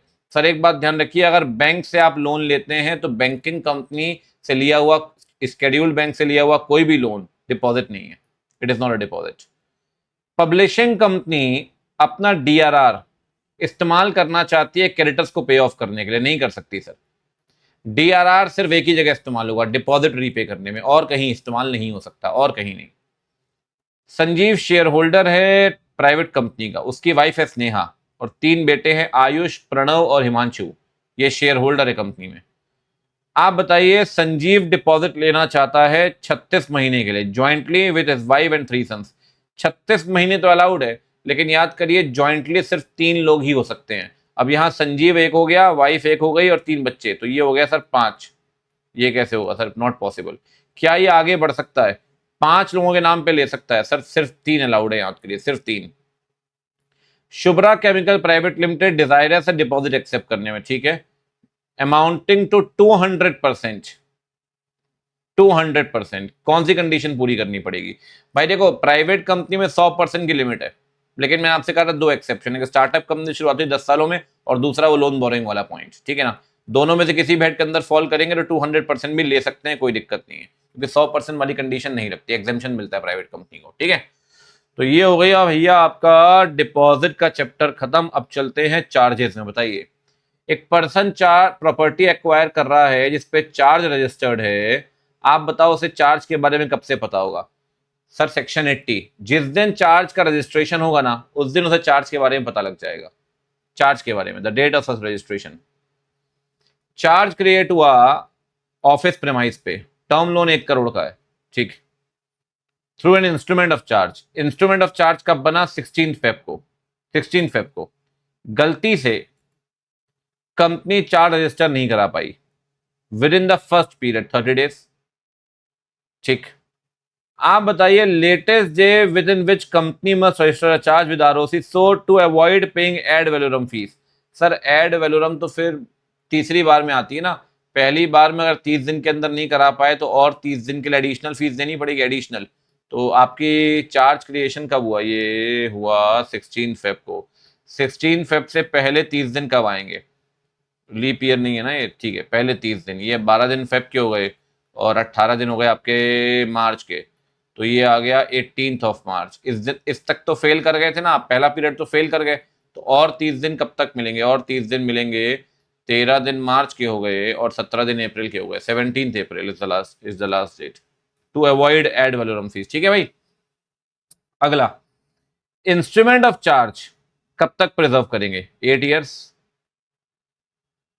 ठीक, जो इंटरेस्ट और लीन क्रिएट होगा प्रॉपर्टी एसेट पे उसे क्या बोलते हैं, चार्ज की डेफिनेशन है भाई ये, इंटरेस्ट और लीन क्रिएटेड। कौन इंस्पेक्शन नहीं कर सकता रजिस्टर ऑफ चार्जेस का during business hour without paying any fees. देखो भैया ऐसा है, मैं बताऊं सिंपल सी बात आपको, मेंबर क्रेडिटर चेक कर सकते हैं बिना फीस के, कोई दिक्कत नहीं है, अदर देन मेंबर क्रेडिटर नहीं कर पाएंगे। ठीक, इसमें मैं केस स्टडी कराऊंगा, ये शुरू के 3 क्वेश्चन आपको दिख रहे हैं थियोरेटिकल है। रेनुका सोप्स एंड डिटर्जेंट 2 मई को रियलाइज हुआ कि चार्ज क्रिएट हुआ था 10th मार्च को, ये रजिस्टर्ड ही नहीं है। आप बताओ कौन सा प्रोसीजर फॉलो करना पड़ेगा। अब भैया एक बात बताओ फटाफट से, 10th मार्च के पहले 30 दिन कब आए, 10th मार्च के पहले 30 दिन आ गए, 21 डेज मार्च के बच गए 9th अप्रैल, यहां तक 9th अप्रैल, फिर और 30 दिन कब मिलेंगे, 21 दिन अप्रैल के और 9 दिन मई के, 9th में, और तब भी नहीं करा पाए, यहां तो एडिशनल फीस देनी पड़ेगी 9th मई तक, और इसके बाद 60 डेज मिलेंगे एड वैल्यूरम फीस देके, याद है ना एड वैल्यूरम। तो बताओ 2 मई को रियलाइज हो रहा है तो क्या करना पड़ेगा, एडिशनल फीस दो, 9th मई तक की डेट मिल जाएगी, मिल जाएगी।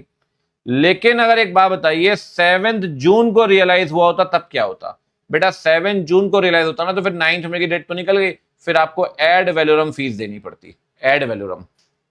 ठीक, ठीक है सर।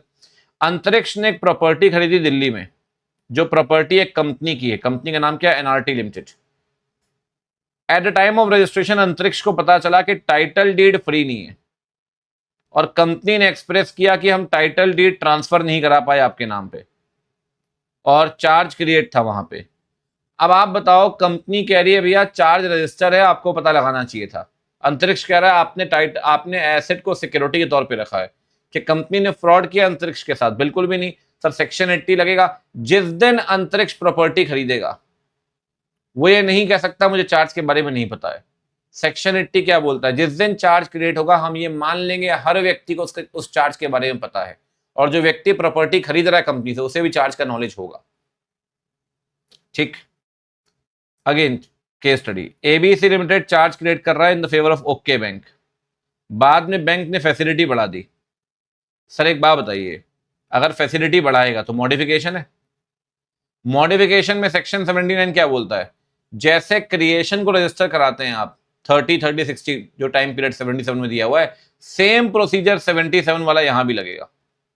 तो आप बताइए सर कंपनी क्या करेगी, लेकिन आप तो करा नहीं पाए। अगर आप नहीं करा पाए गलती से 77 के अंदर, तो फाइनली फिर 87 लगा सकते हो। अगर आपको याद आ रहा हो 87 में सीजी के पास जाते हैं, अगर आप कोई भी डिले कर देते हैं ड्यू टू इनएडवर्टेंस, तो सीजी के पास जाइए, सीजी आपको टाइम पीरियड देगी, बस आपको साबित करना पड़ेगा डिफॉल्ट एक्सीडेंटल है, और सीजी के पास एप्लीकेशन देंगे CHG 8 में, क्योंकि यहां तो नहीं करवा पाए ना आप रजिस्टर।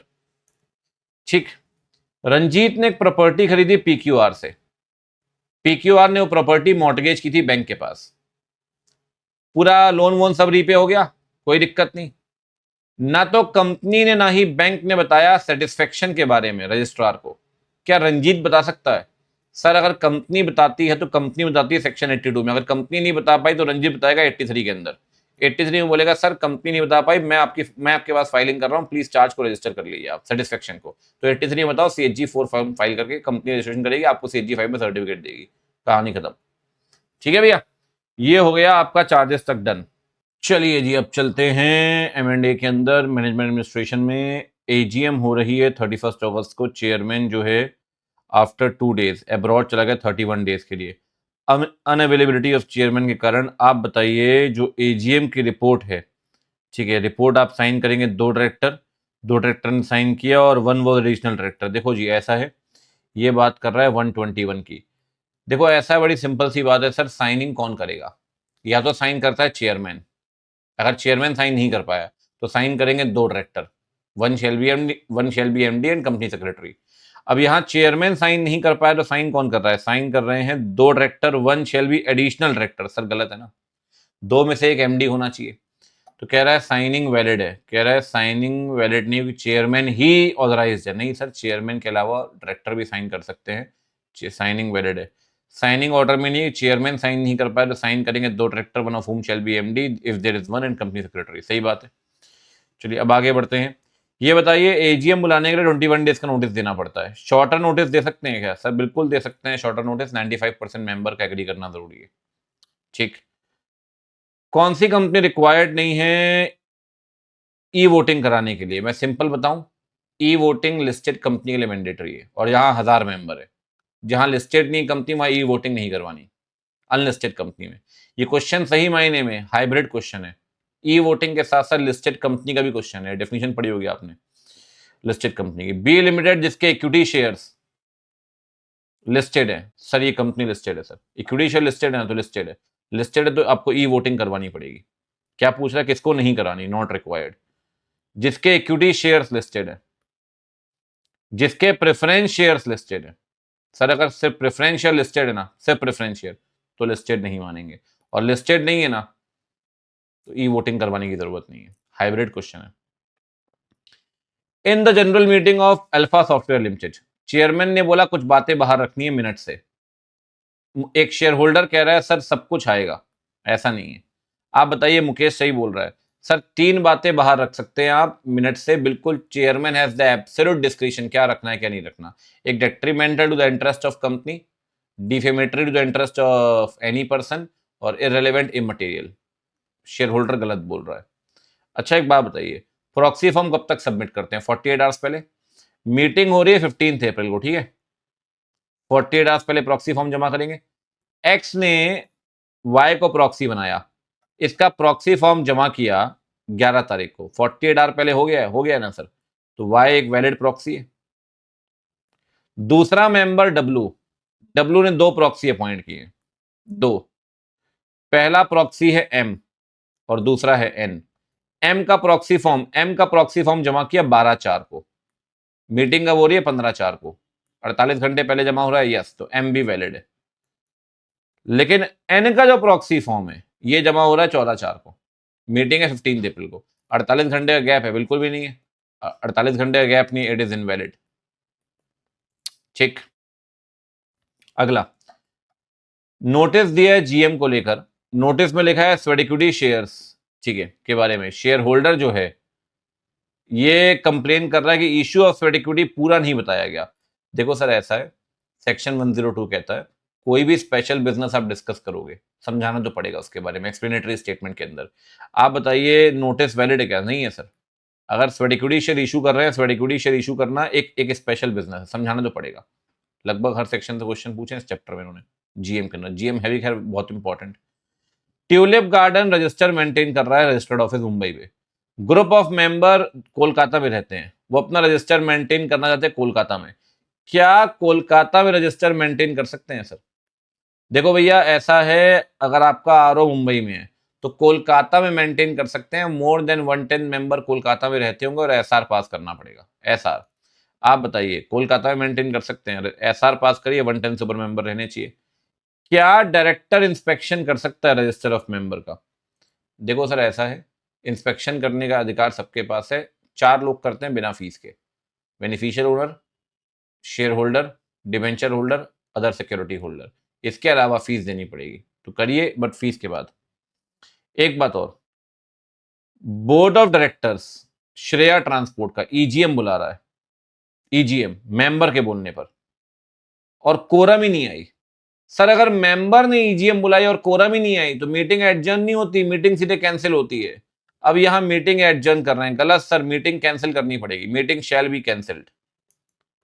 जोराब गारमेंट्स ने जीएम का नोटिस दिया है, नोटिस कह रहा है कि रेजोल्यूशन शेयर कैपिटल के लिए, अरे सेम क्वेश्चन है 102 वाला, भाई शेयर कैपिटल को बढ़ाना तो है तो स्पेशल बिजनेस ना, लेकिन कह रहा है ये बात बताई नहीं गई, तो बतानी तो पड़ेगी एक्सप्लेनेटरी स्टेटमेंट 102, सेम क्वेश्चन है।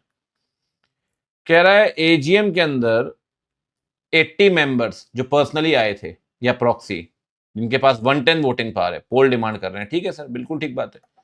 चेयरमैन ने रिजेक्ट कर दिया, कह रहा है सिर्फ मेंबर ही पोल डिमांड कर सकते हैं, प्रॉक्सी नहीं।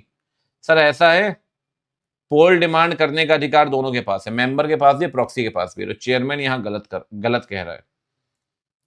एजीएम में पोल के दौरान जिन मेंबर ने पोल डिमांड किया था विड्रॉ करना चाहते हैं, सर विड्रॉ कर सकते हैं। चेयरमैन कह रहा है भैया एक बार पोल स्टार्ट हो गया तो नहीं कर सकते, सर कर सकते हैं। चेयरमैन यहां भी गलत है, ऊपर भी गलत था, यहां भी गलत है। सूर्या एक शेयर होल्डर है, नोटिस दे रहा है सर इंस्पेक्शन करने के लिए प्रॉक्सी 5 डेज पहले। हाँ सर 3 दिन पहले नोटिस दिए, इंस्पेक्शन करने के लिए कोई दिक्कत नहीं है, आप 5 दिन पहले देना कोई दिक्कत नहीं है। 1 मिनट, और कंपनी के पास 2 दिन पहले जा रहा है इंस्पेक्शन करने के लिए। सर देखो 3 दिन पहले देना ये तो वैलिड है, एटलीस्ट 3 डेज पहले, 5 डेज पहले दे रहे हो ठीक है, बट इंस्पेक्शन 24 घंटे पहले से लेकर मीटिंग खत्म होने तक होगा। आप 2 दिन पहले चले गए, ये ठीक नहीं है सर। इंस्पेक्शन 24 घंटे पहले से ही शुरू होगा मीटिंग खत्म होने तक। ठीक, आप बताइए, अब ये तो थ्योरेटिकल है।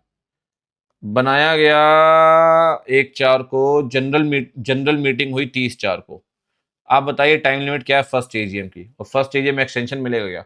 सर कंपनी बनी है ना 1/4 को, तो फर्स्ट ईयर खत्म कब होगा? फर्स्ट ईयर खत्म होगा 31 मार्च 23। तो फर्स्ट एजीएम कब तक करवाओगे? फर्स्ट ईयर खत्म होने के 9 मंथ्स के अंदर, तो 9 मंथ्स के हिसाब से हो गया 31 दिसंबर 2023। एक्सटेंशन मिलेगा? कोई एक्सटेंशन नहीं मिलेगा, फर्स्ट एजीएम में कोई एक्सटेंशन नहीं मिलता, मिलता है सब्सिक्वेंट में, मिलता है सब्सिक्वेंट में। अच्छा ये बताइए, आर्टिकल कह रहा है 7 मेंबर आने चाहिए, कंपनी में 965 मेंबर है, एक्ट के हिसाब से तो 5 ही लोग हुए, एक्ट के हिसाब से तो 5 ही लोग हुए, बट आर्टिकल 7 करे तो 7 मानेंगे। अब बताइए कोरम है क्या? Representative governor of Uttar Pradesh मानेंगे सर, काउंट करेंगे रिप्रेजेंटेटिव को, प्रेफरेंस शेयर होल्डर ना, एक आदमी 2 कंपनी को रिप्रेजेंट कर रहा है, 2, प्रॉक्सी नहीं, 3, आने कितने चाहिए? 7, कोरम है नहीं। अगेन थ्योरेटिकल क्वेश्चन, प्रॉक्सी का मतलब क्या, ठीक है। सुपरमार्ट ने एजीएम बुलाई शेयर होल्डर के लिए, कोरम की वजह से मीटिंग कैंसिल हो गई। डायरेक्टर ने एनुअल रिटर्न फाइल नहीं किया, डायरेक्टर को लगता है रिटर्न फाइल करने की जरूरत ही नहीं है। सर एजीएम हो तो एजीएम 60 डेज के अंदर एनडीटी सब फाइल करेंगे, अगर एजीएम ना हो तो लास्ट डे ऑफ एजीएम के 60 डेज के अंदर फाइल करेंगे। फाइल तो करेंगे सर, फाइल तो करेंगे, ठीक। क्या कॉन्ट्रावेंशन किया है? यस, फाइलिंग तो करनी पड़ेगी एनडीटी 7 में। एक बात और, 7 सितंबर को आपने नोटिस दिया मीटिंग करानी है, नोटिस दिया 16 अगस्त को, पोस्ट किया है ना, पोस्ट में पहुंचेगा कब? पोस्ट में पहुंचेगा 2 दिन के बाद, सेक्शन 20 में लिखा है ना 2 दिन के बाद, तो पोस्ट में गैप कितना मेंटेन करेंगे? 21 + 2 कहता हूं मैं हमेशा 23 दिन। तो भैया अगर 16 अगस्त को पोस्ट कर रहे हो तो 15 दिन अगस्त के हो गए और 6 दिन सितंबर के, है ना, 7 तारीख को तो मीटिंग है, 21 दिन का गैप है, होना कितना चाहिए? 23 दिन का, क्योंकि पोस्ट कर रहे हो तो 23 दिन, 2 दिन पहुंचने में लगते हैं ना। क्या मीटिंग वैलिडली बुलाई गई है? नहीं। अगर शॉर्टफॉल है तो कितने दिन का शॉर्टफॉल है? कितने दिन का? 2 दिन का। क्या शॉर्टफॉल काउंट कर सकते हैं? Yes, it can be justified. AGM करवा रहे, हाँ एजीएम करवा रहे तो भैया शॉर्टफॉल के लिए कोई दिक्कत नहीं, 95% मेंबर का एग्री करना जरूरी है। अगर 95% मेंबर एग्री कर जाते हैं, shortfall can be justified, it can be justified. KMN cable अपनी एजीएम शेड्यूल कर रहे हैं 11 तारीख 11 बजे, कंपनी के पास 900 मेंबर्स है, 900, सेम क्वेश्चन आ गया, चलो थोड़ा सा अलग है। 11:30 बजे तक इतने लोग बैठे हैं मीटिंग में, एक बार बताओ 900 का मतलब 5 लोग आने चाहिए, ठीक। 3 शेयर होल्डर, 3, एक रिप्रेजेंटेटिव, एक रिप्रेजेंटेटिव, एक, प्रॉक्सी काउंट होगा नहीं, 5 आ गए। आप बताइए कोरम प्रेजेंट है? यस। क्या होता अगर P4 11:30 के बाद पहुंचता? भैया मीटिंग शुरू होने के आधे घंटे के अंदर कोरम आ जानी चाहिए, अगर P4 पहुंचता तो कोरम नहीं होती। अगर लैक ऑफ कोरम होता तो मीटिंग एडजर्न कब होगी? लैक ऑफ कोरम में मीटिंग एडजर्न होगी जब बोर्ड डिसाइड करेगा, बोर्ड डिसाइड नहीं करता, next week same day same time same place.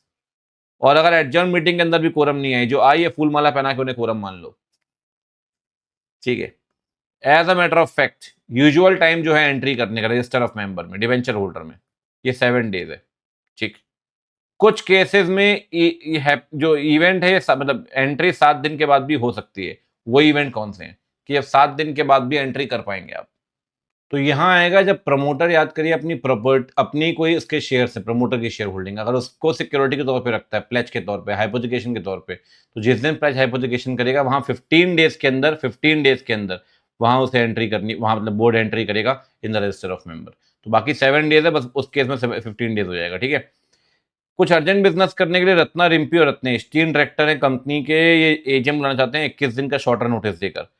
जो 4 डायरेक्टर है वो कहता है सर पेनाल्टी लगेगी, paid up share capital 30 crore है, आप बताइए पॉसिबिलिटी क्या है जीएम बुलाने की। देखो सर, ये बुलाना चाहते हैं जनरल मीटिंग शॉर्टर नोटिस देकर।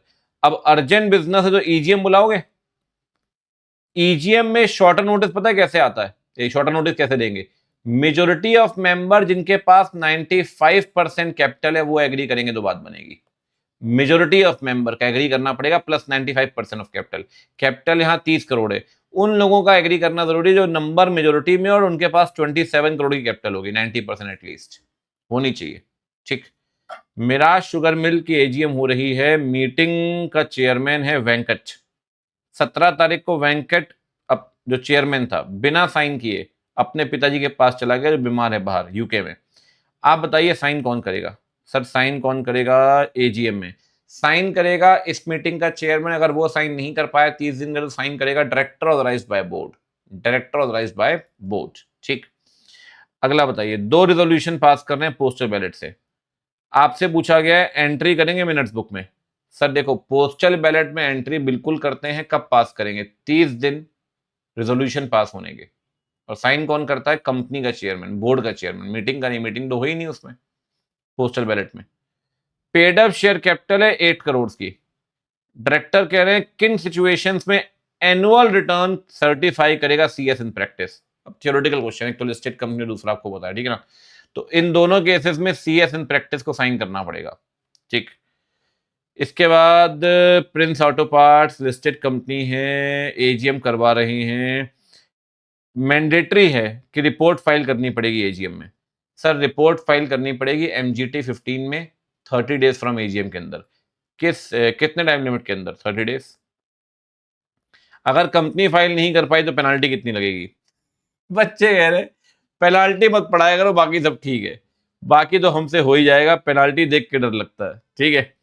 तो भाई ये पेनाल्टी है, देख लो, कंपनी के लिए 500 रुपए per day, maximum 5 lakh, 1 lakh रुपए plus 500 per day, maximum 5 lakh. Officer के लिए 25,000 plus 500 per day, maximum 1 lakh, ये पेनाल्टी है, ठीक है। तो ये हो गया भाई हमारा मैनेजमेंट एडमिनिस्ट्रेशन भी डन। अब चलते हैं डिविडेंड का फटाफट से चैप्टर, फिर आगे बढ़ेंगे कहानी को लेकर। सबसे पहला क्वेश्चन है सर, ये बताइए कि डिविडेंड जो डिक्लेयर होगा एजीएम में उसे क्या बोलेंगे? भैया जो एजीएम में डिक्लेयर होगा उसे कहते हैं, याद करिए, final dividend. Final dividend amount जो ट्रांसफर करेंगे रिजर्व में आउट ऑफ प्रॉफिट। कितना पैसा रिजर्व में ट्रांसफर करना पड़ेगा? सर कोई फिक्स रेट नहीं, जितना बोर्ड को ठीक लगता है कंपनी को उतना ट्रांसफर कर सकते हैं। ये बताइए कि कंपनी इंटरिम डिविडेंड देना चाहती है बट लॉस हो रहा है, लॉस हो रहा है तो पिछले 3 साल का एवरेज निकालना पड़ेगा। तो अब बताइए 23, 24, 22, 23, 21, 22, ये 3 साल होगा, इनका एवरेज निकालो। 10, 11 और 12, ये आ जाएगा 11%। तो मैक्सिमम रेट कितना होगा? 11%, ठीक है। इसके बाद अगला है जो पैसा आईपीएफ में वो कहाँ इस्तेमाल नहीं हो सकता? नहीं हो सकता, कह रहा है रिफंड, यहां तो इस्तेमाल होता है। Reimbursement of legal expenses class suit के लिए यहां भी इस्तेमाल होता है। ग्रांट या डोनेशन सेंट्रल गवर्नमेंट को, भैया ग्रांट डोनेशन देते नहीं है, लेते हैं, तो क्रेडिट्स में आता है, रिफंड में नहीं आता। ये सही ऑप्शन है, सी वाला। इसके बाद अगर कंपनी डिविडेंड नहीं दे पाई तो भैया, या डिविडेंड वारंट पोस्ट नहीं कर पाई तो कंपनी को सिंपल इंटरेस्ट देना पड़ेगा। किस रेट पे सिंपल इंटरेस्ट लगेगा? सर 18% पर एनम पे, ठीक है। आइए अब आगे बढ़ते हैं, बात करते हैं फटाफट से केस स्टडीज की। केस स्टडीज में क्या बोला गया? एजीएम 30th मई को है, डिविडेंड दिया गया है 30% के रेट से, 30% बोर्ड ने रेकमेंड किया है। कंपनी डिविडेंड वारंट पोस्ट नहीं कर पाई, रंजन स्यूट फाइल कर रहा है, कह रहा है 20% के रेट से इंटरेस्ट चाहिए। देखो सर, अगर डिविडेंड वारंट आप पोस्ट नहीं कर पाए 30 डेज के अंदर, 30 डेज के अंदर, मतलब कब तक पोस्ट करना है? पोस्ट करना है आपका 29 जून तक, और कह रहे हैं 25 जुलाई तक भी पोस्ट नहीं किया, तो सर कंपनी की गलती है। कंपनी गलती हुई तो शेयर होल्डर कितना इंटरेस्ट क्लेम करेगा? इंटरेस्ट क्लेम करेगा 18% के रेट से। बट रंजन बोल रहा है मुझे 20% इंटरेस्ट चाहिए। सर 20% का रेट जो है ना वो रीजनेबल नहीं है, 20% इंटरेस्ट नहीं मिलेगा। इंटरेस्ट तो मिलेगा बट 18% पर एनम, ठीक है ना। चलिए आगे बढ़ते हैं। बोर्ड रेकमेंड कर रहा है डिविडेंड, बाद में शेयर होल्डर ने अप्रूव किया, उसके बाद डायरेक्टर्स ने यह रेजोल्यूशन पास किया कि डिविडेंड का सारा पैसा डाइवर्ट कर देंगे और शॉर्ट टर्म इन्वेस्टमेंट खरीदने के लिए। इस कारण से डिविडेंड देने में 45 डेज लग गए। सर गलती कंपनी की है। जिस दिन डिविडेंड डिक्लेयर करेंगे 5 दिन के अंदर पैसा ट्रांसफर करना है सेपरेट बैंक अकाउंट में, सेपरेट बैंक अकाउंट में। क्या डिविडेंड के पैसे से आप शॉर्ट टर्म इन्वेस्टमेंट खरीद सकते हैं? बिल्कुल भी नहीं। क्या वायलेशन हुआ? बिल्कुल वायलेशन हुआ है। तो कॉन्सिक्वेंसेस क्या हुआ? कंपनी इंटरेस्ट देगी, डायरेक्टर जेल जाएगा, और साथ में आपका 1000 रुपए पर डे का फाइन भरना पड़ेगा, 2 साल की जेल है। बोर्ड ने डिविडेंड डिक्लेयर किया 20% के रेट से, जबकि कंपनी ने डिफॉल्ट किया है डिपॉजिट को लेकर। सर अगर डिपॉजिट या इंटरेस्ट को लेकर डिफॉल्ट होगा ना, तो आप डिविडेंड डिक्लेयर नहीं कर सकते। यहां जो डिक्लेरेशन है वैलिड नहीं है, नहीं। अच्छा एक बात और, कंपनी ने डिविडेंड डिक्लेयर किया सारे शेयर होल्डर्स को, एक्सेप्ट इन 2 केसेस। पहला, शीला भट्ट, इसके पास 250 शेयर्स हैं। इसने बोला कंपनी को सारा पैसा डायरेक्टली मेरे अकाउंट में जमा करना, इसलिए कंपनी ने डिविडेंड का पैसा दिया, बट बैंक ने पैसा वापस कर दिया। कह रहा है अकाउंट नंबर पेई का जो सरनेम है वो अलग है, पैसा जमा डिविडेंड का नहीं हो पाया शीला का। कंपनी ने यह बात बताई नहीं शीला को। सर गलती कंपनी की है। अगर डायरेक्शंस दिए, इंस्ट्रक्शंस दिए, शेयर होल्डर ने इंस्ट्रक्शंस नहीं मान पाए, लेकिन गलती सर क्या हो गई कि आपने बताया नहीं। आपको बताना चाहिए था कि भाई पैसा जमा नहीं हो पाया, सरनेम अलग है आपका, तो कंपनी की गलती है। डिविडेंड 50,000 का नहीं दिया मोहन के सक्सेसर को, क्योंकि कोर्ट का ऑर्डर था, फैमिली डिस्प्यूट के कारण मैटर पेंडिंग था। सर अगर फैमिली डिस्प्यूट के कारण पैसा नहीं दिया ना, तो ये जस्टिफाइड ग्राउंड है, कंपनी लायबल नहीं होगी। मतलब ऊपर वाले केस में कंपनी लायबल, नीचे वाले केस में कंपनी लायबल नहीं है। सेक्शन 8 कंपनी डिविडेंड देना चाहती है, सर नहीं दे सकती। सेक्शन 8 कंपनी में डिविडेंड प्रोहिबिटेड है, याद करिए, it is prohibited. YZ medical instrument manufacturing company dividend propose कर रहे हैं 10% के रेट से। कंपनी ने 910 करोड़ का प्रॉफिट कमाया है। कंपनी कोई भी पैसा जनरल रिजर्व में ट्रांसफर नहीं करना चाहती। सर मत करो, जनरल रिजर्व में ट्रांसफर करना मैंडेटरी भी नहीं। जितना आपका मन करना है करो, नहीं करना मत करो, कम करो ज्यादा करो, कोई दिक्कत नहीं है। जितना कंपनी या बोर्ड को सही लगता है उतना पैसा ही ट्रांसफर करेंगे। पीक्यू लिमिटेड डिविडेंड दे रहे हैं 10% पे सारे शेयर होल्डर को, कुमार को छोड़कर। कुमार को पैसा क्यों नहीं दिया भाई? क्योंकि कुमार का अकाउंट नंबर गलत था। सेम क्वेश्चन आ गया शीरा वाला, और कंपनी ने बात बताई नहीं कुमार को, कंपनी की गलती है। Same question. एलेक्स को लॉसेस हो रहे हैं सर, कंपनी को, एलेक्स एलेक्स लिमिटेड को पिछले 3 साल में। डिविडेंड का रेट है 7, 11 और 12, 12 और 11 23, और 7 30, 30 डिवाइड बाई 3 इक्वल टू 10% का एवरेज रेट आ रहा है। अब कंपनी 12% डिविडेंड देना चाहती है, 12% दे पाएगी? सर 10% का एवरेज आ रहा है, 10% ऊपर डिविडेंड नहीं दे पाएगी। मैक्सिमम रेट 10% होगा, 12% का रेट जस्टिफाइड नहीं है। चलिए जी, अब चलते हैं भैया अकाउंट ऑफ कंपनीज की तरफ। फटाफट से बताओ अगला क्वेश्चन क्या बोलता है। एबीसी लिमिटेड के शेयर्स लिस्टेड है स्टॉक एक्सचेंज में, ठीक है, 31 मार्च को। सेबी ने देखा इरेगुलरिटीज है, ठीक है भाई। सेबी ने प्रपोज की एप्लीकेशन के लिए रीओपनिंग करना चाहते हैं, किस फाइनेंशियल ईयर में रीओपनिंग करना चाहते हैं? 23-24 में। तो अब आप बताइए सर कितने साल की रीओपनिंग कर पाएंगे? ये कर पाएंगे 8 साल की रीओपनिंग। 8 साल का मतलब हो गया 15-16, 15-16, 15-16 की रीओपनिंग कर पाएंगे। ठीक बात है सर। अब बढ़ते हैं आगे फटाफट से। अगला अगला देखो, अगला देखो, अगला देखो। कह रहा है प्रोविजंस ऑफ कंपनीज है, कौन सा स्टेटमेंट करेक्ट है सीएसआर के सरप्लस को लेकर? Surplus can not exceed 5% of total CSR expenditure. Surplus shall not form part of the business profit. ये पॉइंट सही है सर। जो सरप्लस आएगा ना वो बिजनेस प्रॉफिट का पार्ट नहीं है, वो सीएसआर के लिए ही निकाला गया था, सीएसआर में ही काम आएगा। श्री लिमिटेड सीएसआर कमेटी है, डिसाइड कर रही है कि भैया सीएसआर एक्टिविटी पे खर्च करना है, benefit of all the employees. Sir employees के लिए किया गया खर्चा, सिर्फ एम्प्लॉइज के लिए, वो सीएसआर में नहीं आएगा, ध्यान रखिए, वो सीएसआर का पार्ट नहीं है, ठीक है ना। Total amount spend on CSR, no amount spend on CSR activities are limited for financial year. जितना पैसा आपने एम्प्लॉय के लिए खर्च किया, ध्यान रखिए कोई भी पैसा उसमें काउंट नहीं होगा, ठीक है, CSR में no amount. Registered office Maharashtra में है, ठीक। Board books of accounts Mumbai में रखना चाहता है। सर बुक्स ऑफ अकाउंट्स कहीं और रखनी है तो बोर्ड की अप्रूवल लगेगी, 7 डेज के अंदर ROC को बताना पड़ेगा, ठीक है, कोई दिक्कत नहीं है, आप कर सकते हैं रजिस्टर्ड ऑफिस भी, कोई दिक्कत नहीं है। बोर्ड ऑफ डायरेक्टर्स में घनश्याम डायरेक्टर है, हैदर डायरेक्टर है, इंदर सेन MD है और कंपनी सेक्रेटरी भी है। दो दो director, 1 shall be MD, 2 director 1 shall be MD plus CS। तो साइन कौन करेगा? साइन करेगा घनश्याम या हैदर में से कोई एक, प्लस इंदर सेन का साइन करना जरूरी है बीइंग द MD, और साइन करेगा कंपनी सेक्रेटरी भी साइन करेगा। साइन किसने किया? साइन किया घनश्याम और हैदर ने, ना तो इंदर सेन ने साइन किया ना कंपनी सेक्रेटरी ने साइन किया। आप बताइए क्या फाइनेंशियल स्टेटमेंट की authentication as per companies act है? बिल्कुल भी नहीं। Housing finance company, paid up capital 11 crore, turnover 145 crore. Sir housing finance company ना XBRL से एग्जेम्प्टेड है, उसकी पेड अप कैपिटल टर्नओवर कितना भी हो फर्क नहीं पड़ता। हाउसिंग फाइनेंस कंपनी की NBFC है, वो उसको XBRL के अंदर फाइलिंग करने की जरूरत नहीं है, नहीं है। रजिस्टर्ड है थाईलैंड में, होली ओन सब्सिडरी, दूसरा फाइनेंशियल ईयर मानना चाहती कंसोलिडेशन के लिए। सर ये पॉइंट याद करिए, फाइनेंशियल ईयर की डेफिनेशन में ही दिया हुआ है कि अगर आपका कंसोलिडेशन इंडिया से बाहर हो रहा है तो आप दूसरा फाइनेंशियल ईयर मान सकते हैं, एप्लीकेशन आपको देनी पड़ेगी, अप्रूवल आपको मिल जाती है सरकार से, तो कोई दिक्कत नहीं, आप आगे बढ़िए, दूसरा फाइनेंशियल ईयर मान सकते हैं, ठीक। बुक्स ऑफ अकाउंट मेंटेन करना है सिंगल एंट्री के अंदर, सर अलाउड नहीं है, डबल एंट्री ही अलाउड है। कौन से पर्सन रिस्पॉन्सिबल है बुक्स ऑफ अकाउंट्स मेंटेन करने के लिए? MD, CFO, whole time director in charge of finance, और कोई भी पर्सन ऑथराइज बोर्ड के द्वारा सेक्शन 128 को मानने के लिए पर्सन ऑथराइज्ड, 4 लोग जिम्मेदार है। क्या इलेक्ट्रॉनिक मोड में बुक्स रख सकते हैं? रख सकते हैं, लेकिन क्या आउटसाइड इंडिया एक्सेसिबल हो चलेगा? नहीं सर। इलेक्ट्रॉनिक मोड में रख सकते हैं लेकिन books must be accessible in India, must be accessible in India. Government of India के पास 51% शेयर है, ठीक। AGM में प्रेजेंट किए गए, C&G कमेंट्स पेंडिंग थे, इसीलिए AGM एडजर्न हो गई बिना अकाउंट्स का अडॉप्ट किए।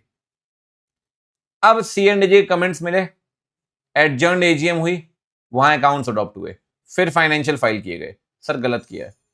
अगर AGM एडजर्न हो गई ना बिना अकाउंट्स अडॉप्ट किए, तो सर अनअडॉप्टेड अकाउंट्स फाइल करने पड़ेंगे, उस फाइलिंग को आप प्रोविजनल मानेंगे, और एडजर्न मीटिंग के बाद फिर दोबारा फाइलिंग करनी पड़ेगी एडॉप्टेड अकाउंट्स की, मतलब 2 बार फाइलिंग होगी, एक बार अनअडॉप्टेड अकाउंट्स की ओरिजिनल मीटिंग से और एक बार एडॉप्टेड अकाउंट्स की एडजर्न AGM से। इन्होंने अनएडॉप्टेड अकाउंट्स फाइल ही नहीं किए, इन्होंने सिर्फ एडॉप्टेड ही फाइल किए, गलती कंपनी की है। इनकम टैक्स अथॉरिटी, जो सेम क्वेश्चन आ गया 23-24 में रीओपनिंग कराना चाहती है, 12-13 का नहीं करवा पाएगी सर, सिर्फ 8 साल तक की ही रीओपनिंग हो सकती है, सिर्फ 8 ईयर्स तक की ही, ठीक है। चलिए भाई ये भी खत्म, अब चलते हैं ऑडिटर वाले चैप्टर में। बर्थडे कार्ड लिमिटेड, क्या नाम है कंपनी का? लिस्टेड कंपनी है, अपॉइंट या रीअपॉइंट करना चाहती है मिश्रा एंड एसोसिएट्स को एज द ऑडिटर।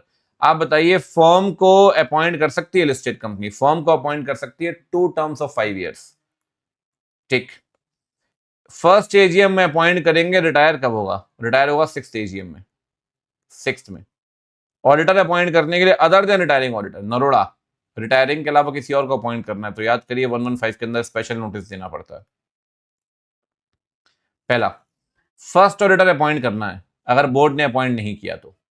आप बताइए सर अगर बोर्ड अपॉइंट नहीं करेगा ना तो फर्स्ट ऑडिटर 90 डेज के अंदर EGM में अपॉइंट किया जाएगा, EGM में। अच्छा ऑडिटर को हटाना है, अगर ऑडिटर को हटाना है तो भैया बोर्ड की अप्रूवल, CG की अप्रूवल और SR पास करिए, plus opportunity of being heard दीजिए, चारों कंडीशन पूरी करनी पड़ेंगी, हालांकि थ्योरेटिकल लेकिन फिर भी मैंने करवा दिया। 1/4 कैपिटल गवर्नमेंट ऑफ राजस्थान के पास है, 25%। क्या इस कंपनी को गवर्नमेंट कंपनी मानेंगे? नहीं मानेंगे सर भाई, 51% कैपिटल होती तब मानते हैं ना गवर्नमेंट कंपनी, गवर्नमेंट कंपनी तो नहीं है। नीरज एक चार्टर्ड अकाउंटेंट, इसको ऑडिटर बनाया गया AGM में, सही किया सर। जब गवर्नमेंट कंपनी नहीं है तो नॉन गवर्नमेंट कंपनी तो AGM में अपॉइंट करेगा ना ऑडिटर को। एक शेयर होल्डर है संजय, ये ऑब्जेक्शन रेज कर रहा है, कह रहा है सर अपॉइंटमेंट ठीक तरीके से नहीं हुआ, वायलेशन किया गया कंपनी एक्ट का। क्या संजय का ऑब्जेक्शन वैलिड है? बिल्कुल भी नहीं सर, संजय जो कह रहा है वो गलत कह रहा है। रीजन बीइंग अगर 51% शेयर होते गवर्नमेंट के पास तब C&G अपॉइंट करता, अब यहां 25% में क्या हुआ सर, ठीक। चलिए अगला, EF लिमिटेड इंडिविजुअल फर्म को अपॉइंट कर रही है Naresh and company chartered accountant as the auditor, ठीक है सर। AGM में कमला वाइफ है नरेश की, इसने 1 लाख के शेयर खरीदे फेस वैल्यू।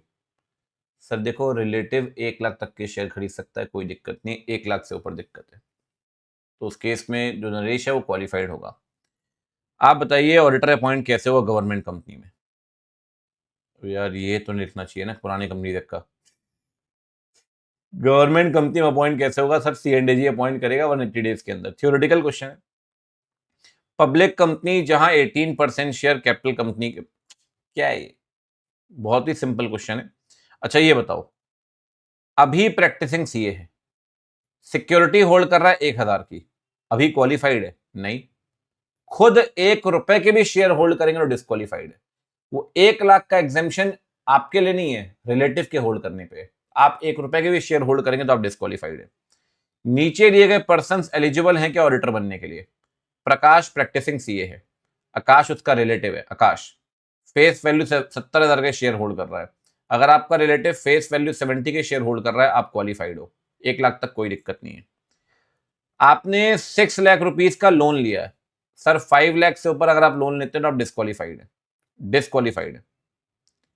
आपकी स्पाउस जो है ये एक कंपनी में एम्प्लॉई है, मतलब आपका रिलेटिव एक कंपनी में एम्प्लॉई है, आप क्वालिफाइड है।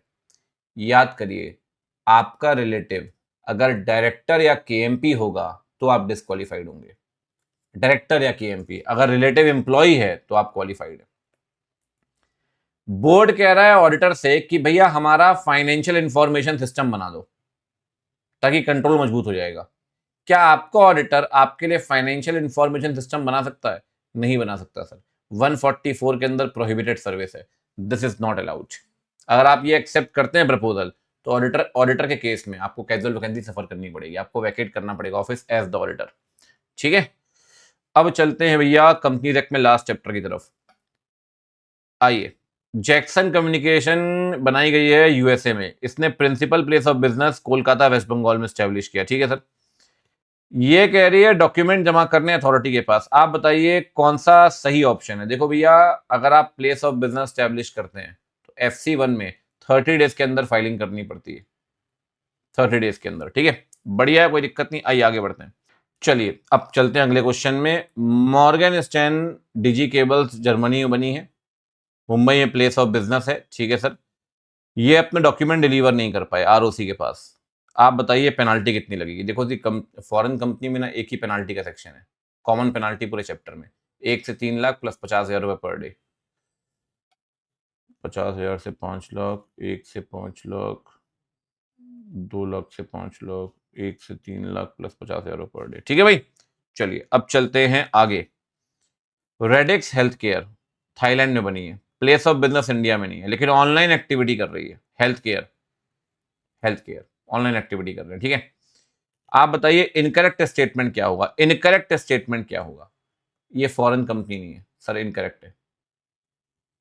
अगर आप हेल्थ केयर ऑनलाइन प्रोवाइड कर रहे हैं तब भी आपको फॉरेन कंपनी माना जाएगा। ठीक, ये बताओ, एक कंपनी स्विट्जरलैंड में बनी है, डिजिटल सप्लाई सर्विस दे रही है। सर्वर सर्वर कहां है उससे मतलब नहीं, डिजिटल सप्लाई सर्विस दे रही है इंडिया में, फॉरेन कंपनी है। कैलेंडर ईयर को ही फाइनेंशियल ईयर मानती है। बैलेंस शीट P&L आपको बनाना है। आप बताइए बैलेंस शीट P&L कब तक फाइल करेंगे? Sir balance sheet P&L file करते हैं 6 मंथ्स के अंदर, और 3 महीना एक्सटेंशन आपको मिल जाता है। तो बैलेंस शीट P&L फाइल करेंगे 30 डेज के अंदर, 3 मंथ्स के अंदर, 60 डेज के अंदर, 6 मंथ्स के अंदर, 6 मंथ्स के अंदर। ठीक है, चलिए आगे बढ़े। अब आते हैं भैया केस स्टडी पे। फॉरेन कंपनी है, Indian principal place of business Kolkata में है, डॉक्यूमेंट फाइल करने हैं। आप बताइए कहां डॉक्यूमेंट फाइल करेंगे? दिल्ली आरओसी। आपका प्लेस ऑफ बिजनेस कहीं भी हो, जो कंसर्न आरओसी है वो है दिल्ली आरओसी। अगर डॉक्यूमेंट डिलीवर नहीं करते तो पेनाल्टी ऊपर पड़कर आए, 1 से 3 लाख प्लस 50,000 रुपए पर डे। कंपनी सिंगापुर में बनी है, ब्रांच स्टैब्लिश कर रही है मुंबई में, आप प्रैक्टिसिंग सी, आपको अपॉइंट किया गया एज द लाइजन ऑफिसर। आप बताइए क्या ब्रांच को आप, branch will be considered as a company incorporated outside India? Sir branch से मतलब नहीं है। देखिए, ये सिंगापुर में बनी है कंपनी, ब्रांच आपकी कहां पे है? ब्रांच आपकी मुंबई में है, तो सर ये कंपनी फॉरेन कंपनी हुई ना। ब्रांच प्लेस ऑफ बिजनेस है। ठीक है, प्लेस ऑफ बिजनेस। कौन से डॉक्यूमेंट फाइल करने पड़ेंगे एस्टैब्लिशमेंट में? FC1 फाइल करना पड़ता है सर, इसमें कहानी आपको पता है, चार्टर वार्टर ये सब कुछ 6-7 बातें हैं, थ्योरेटिकल पॉइंट है। फॉरेन कंपनी जर्मनी में बनी है, प्लेस ऑफ बिजनेस मुंबई में है। आप बताइए फाइलिंग ऑफ फाइनेंशियल स्टेटमेंट, ऊपर पढ़ के भी आए आप, 6 मंथ्स के अंदर फाइनेंशियल फाइल करने पड़ते हैं, लेकिन फाइनेंशियल बनाने भी पड़ेंगे, balance sheet P&L as near by as to schedule 3, किस हद तक हो सके आप हर फाइनेंशियल ईयर के लिए, हर कैलेंडर ईयर में बैलेंस शीट P&L बनाएंगे, उसे फाइल करेंगे 6 मंथ के अंदर। नहीं कर पाएंगे तो और एक्सटेंशन आपको मिलेगा 3 महीने का। ठीक, साथ में आपको डॉक्यूमेंट्स अटैच करने पड़ते हैं, आरपीटी वाले, रिपेट्रिएशन ऑफ ये सब कुछ। ठीक, रेड स्टोन सिंगापुर में बनी है, डायरेक्टर बिजनेस कर रहा है, board meeting. Sir board meeting कहाँ हो रही है उससे मतलब नहीं है, बोर्ड मीटिंग भले ही इंडिया में हो, बोर्ड मीटिंग का मतलब बिजनेस करना नहीं है, ये फॉरेन कंपनी नहीं कहलाएगी, नहीं कहलाएगी। कंपनी दुबई में, क्वेश्चन आया भी था मेरे ख्याल यहां से पिछली बार। कंपनी दुबई में है, मेन सर्वर दुबई में है, automation software cloud computing India में कर रहे हैं, ये फॉरेन कंपनी है, बनी दुबई में, इंडिया में क्लाउड कंप्यूटिंग कर रहे हैं, ऑटोमेशन सॉफ्टवेयर कर रहे हैं, तो फॉरेन कंपनी हुई। मेन सर्वर कहां है उससे मतलब नहीं है, सर्वर से कोई मतलब नहीं, server is immaterial. Abroad limited foreign company, बिना प्लेस ऑफ बिजनेस स्टैब्लिश किए प्रोस्पेक्टस इशू करना चाहते हैं। देखो sir, place of business establish करना जरूरी नहीं है प्रोस्पेक्टस के लिए, बिना प्लेस ऑफ बिजनेस के भी प्रोस्पेक्टस इशू कर सकते हैं, कंडीशंस माननी पड़ेंगी। तो कंडीशंस आप बता दो, प्रोसीजर, प्रोस्पेक्टस के लिए एक्सपर्ट का स्टेटमेंट, ये सब एनेक्स्चर आपको देने पड़ेंगे, डॉक्यूमेंट एनेक्स करने पड़ेंगे। जैक्सन एंड जैक्सन जर्मनी में बनी है, प्लेस ऑफ बिजनेस मुंबई में है, डॉक्यूमेंट जर्मन लैंग्वेज में है। क्या डॉक्यूमेंट जर्मन लैंग्वेज में फाइल करने हैं? सर ट्रांसलेटेड कॉपी इंग्लिश में भी फाइल करनी पड़ेगी, German plus translated copy English में भी फाइल करनी पड़ेगी। स्विफ्ट फार्मास्यूटिकल सिंगापुर में बनी है, बिजनेस स्टार्ट करी है इंडिया में, सारे डॉक्यूमेंट जमा किए ड्यू डेट के अंदर। 1 मार्च को इसने अपना प्रिंसिपल ऑफिस शिफ्ट किया सिंगापुर में। आप बताइए, बताना पड़ेगा चेंज के बारे में? बिल्कुल बताना पड़ेगा सर। एस्टेब्लिशमेंट में आपने बताया FC1 के अंदर जो भी चेंज होगा 30 डेज के अंदर बताएंगे, FC2 में बिल्कुल बताइए चेंज के बारे में, FC2 के अंदर। ठीक है भाई, ये हो गया आपका कंपनीज एक्ट खत्म। अब बिना कोई देरी किए चलते हैं LLP के पास। किसे LLP में कन्वर्ट नहीं कर सकते? पार्टनरशिप कर सकते हैं, प्राइवेट कर सकते हैं, लिस्टेड को नहीं कर सकते। LLP का नाम वैलिड कब तक होगा? Approve name, approve name valid है भैया, जो भी आपने नेम रिजर्व कराया है 3 मंथ्स तक। Name of LLP shall be ended by, अरे यार बहुत सिंपल है। ठीक, ये बताइए कौन सा स्टेटमेंट इनकरेक्ट है? LLP लीगल पर्सनैलिटी है, करेक्ट है। हर एक पार्टनर की लायबिलिटी लिमिटेड है, करेक्ट है। मेंबर आर टैक्स जेस पार्टनर, देखो मेंबर आर टैक्स जेस पार्टनर मतलब पार्टनर के तौर पे आपकी लायबिलिटी होगी।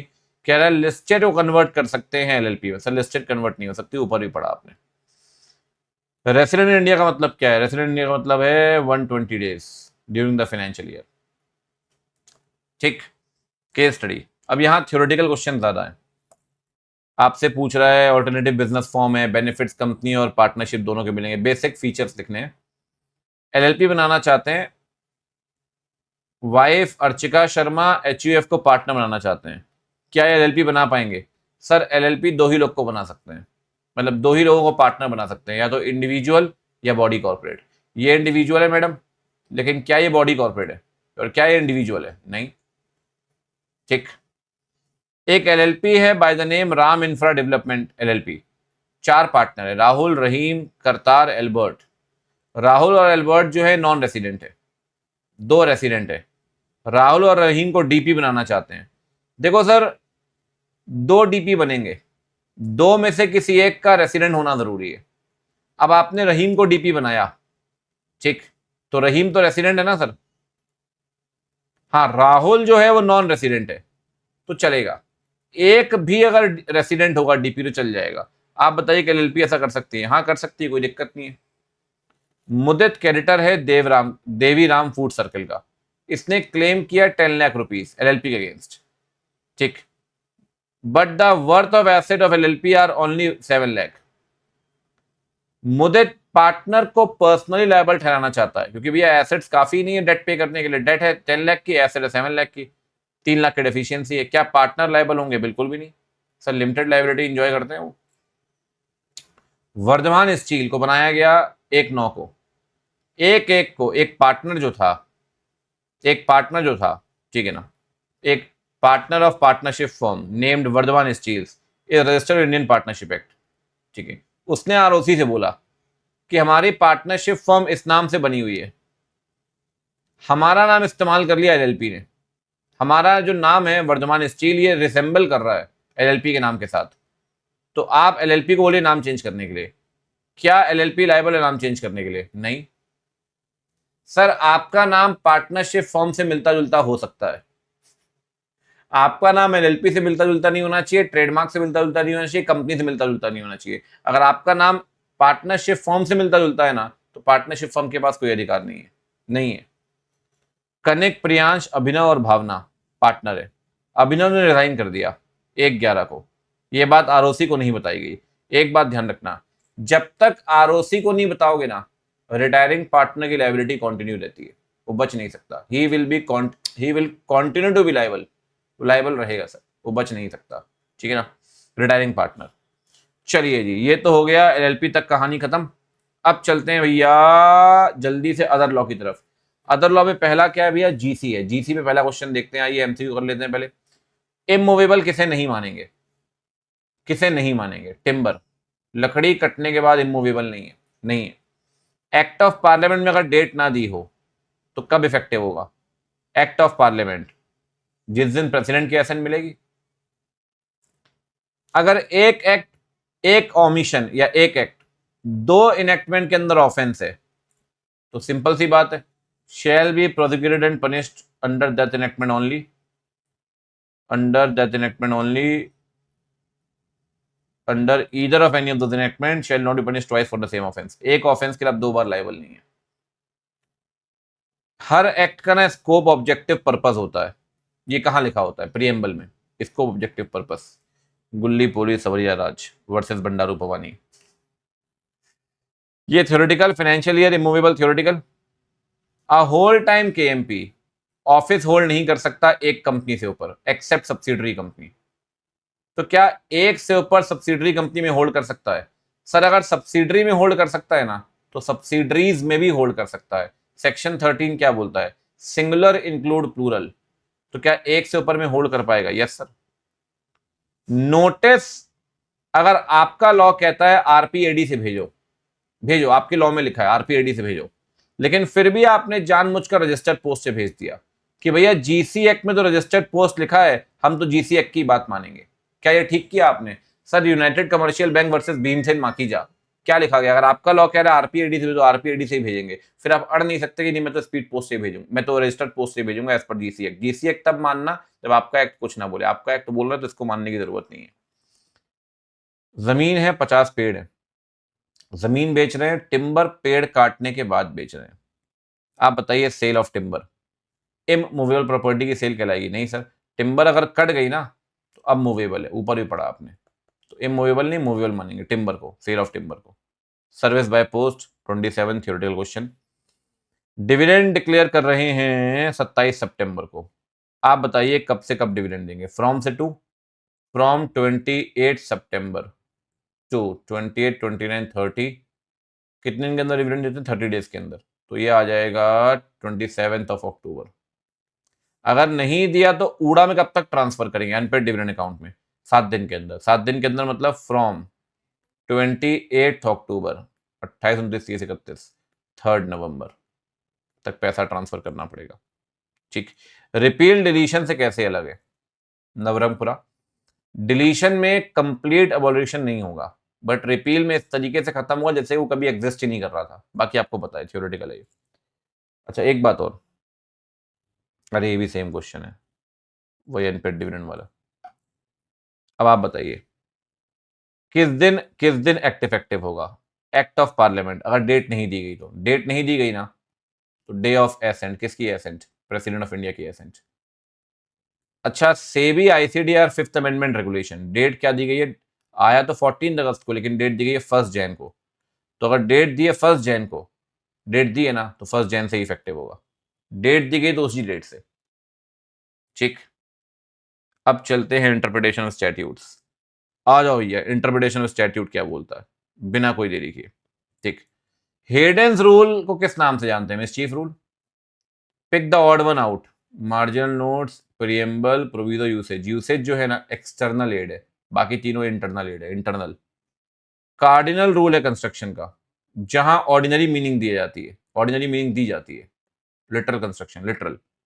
इंटरनल एज जो या तो इंक्लूड या एक्सक्लूड करने के लिए ऐड किया जाता है, इंक्लूड या एक्सक्लूड करने के लिए आप ऐड करते हैं, बताइए जी एक्सप्लेनेशन। कॉन्फ्लिक्ट होगा स्टैट्यूट्स के बीच में तो कौन सा रूल लगाएंगे, हार्मोनियस, ठीक। अब यहां सारे थ्योरेटिकल है, मैं इस एक्ट के नहीं पढ़ा रहा हूं, इस चैप्टर का नहीं पढ़ा रहा हूं आपको, क्योंकि ये सारे थ्योरेटिकल है, मैं इसमें क्या ही बताऊं, है ना, केस स्टडी एक भी नहीं है। अब आते हैं लास्ट में फेमा में, आइए जरा फेमा पढ़ते हैं। सितंबर 21 में पुरुषोत्तम साहा एटलांटा गया, एथेंस गया, लंदन गया, बर्लिन गया, वाह। कितना पैसा निकाला, 50,000 यूएसडी, ठीक है निकाला इसने। फिर कितना निकाला, फिर निकाला 50,000 यूएसडी। उसके बाद कह रहा है अपनी मदर को उसने भेजा स्पेशल ट्रीटमेंट के लिए अपनी वाइफ के साथ, ठीक है, और मेडिकल ट्रीटमेंट के लिए निकाला मदर के लिए 75,000। अच्छा, मेडिकल, मदर के मेडिकल ट्रीटमेंट के लिए नहीं, प्रणव साहा जो वहाँ रहता था सिएटल में, मतलब यूएस में, जिनके यहाँ ये गए थे, ठीक है, अपने छोटे भाई मतलब साले साहब के पास ये गए थे। टोटल कितना पैसा निकाल लिया, और भी निकाला है। फेब में बेटी की शादी थी और डेस्टिनेशन मैरिज हुई, कितना पैसा निकाला, 35 यूएसडी। कितना निकाल चुका है भाई, 50 50 1 लाख, 1 लाख निकाल चुका था पहले, 50 और 50, ठीक। अब कितना निकाला, फिर निकाला 75, फिर निकाला 35। अब बताओ भैया अब क्या आएगा, जल्दी से बोलो। इस केस में यहां पे आ गया आपका टोटल, टोटल कितना आ गया, टोटल आ गया 175, 180, 210। आप बताइए, इवेंट मैनेजर ने एस्टिमेट दिया 2.5 lakh USD for the wedding, ठीक है। आप बताइए अप्रूवल लेनी पड़ेगी आरबीआई से वेरियस ओकेशंस पे। देखो शादी के लिए क्या है वो तो बात की बात है, जितना पैसा आपने विड्रॉ किया है इसके लिए अप्रूवल लगेगी। सर ये टोटल 2,10,000 आया है, 2.5 लाख यूएसडी, 2,50,000 यूएसडी तक कोई अप्रूवल लेने की जरूरत नहीं है। तो आप बताइए, रिस्पेक्ट ऑफ विड्रॉल की जहां तक बात है, outside India Purushottam Saha is not required to obtain any approval, ठीक है सर। 2.5 लाख यूएसडी तक कोई दिक्कत नहीं है। अब आगे बढ़ते हैं। केदार स्पोर्ट्स एकेडमी, ना तो ये इंटरनेशनल संस्था है ना नेशनल है, मतलब लोकल स्पोर्ट्स बॉडी, कोचिंग दे रही है, पैन इंडिया स्पोर्ट्स इवेंट करा रही है। 2022 में मतलब 2022 में ये टूर्नामेंट करा रही है Kedar sports academy Lancashire England में। प्राइज मनी रखा गया 40,000 रनर अप के लिए, विनर के लिए, और रनर अप के लिए रखा गया 11,000। कितना हो गया टोटल, टोटल हो गया 51,000। क्या अप्रूवल लगेगी, नहीं। 1 लाख यूएसडी तक कोई दिक्कत नहीं है, कोई दिक्कत नहीं है। अप्रूवल तब लगती जब 1 लाख यूएसडी से एक्सीड करता, क्योंकि ये स्टेट और नेशनल लेवल की बॉडी तो नहीं है। कह रहा है रिक्वायर्ड टू ऑब्टेन अप्रूवल, कह रहा है required to obtain approval, not required to obtain approval prior permission. Sir 1 lakh USD तक कोई दिक्कत नहीं है, ठीक। अगला बताइए ji, Akash ceramic commercial plot Chennai में, रियल एस्टेट ब्रोकर, उसको अपॉइंट किया आकाश सिरेमिक ने, ठीक है।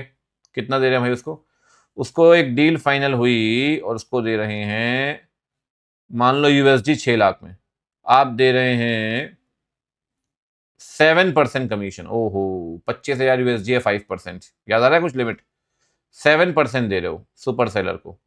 अब 7% निकालें जरा एक बार, 7% कितना आएगा, 6 लाख यूएसडी का 7%, ये आ जाएगा 42,000। 25,000 की सीधी लिमिट है, 25,000 की सीधी लिमिट है, या 5% की, 5 कितना आता, 5 आता 30,000 या 25,000। सर तब भी ना आपको 42,000 यूएसडी के लिए पूछना तो पड़ेगा, क्योंकि ये 5% और 25,000 यूएसडी से तो हायर है, ठीक है। तो कह रहा है इसके लिए रिक्वायरमेंट नहीं है पूछने की, रिक्वायरमेंट नहीं है to obtain prior permission of RBI up to 30,000 USD. ऐसा नहीं होता भाई कि पार्शियली करेंगे 12,000 के लिए, सबके लिए पूछना पड़ेगा, नो रिक्वायरमेंट।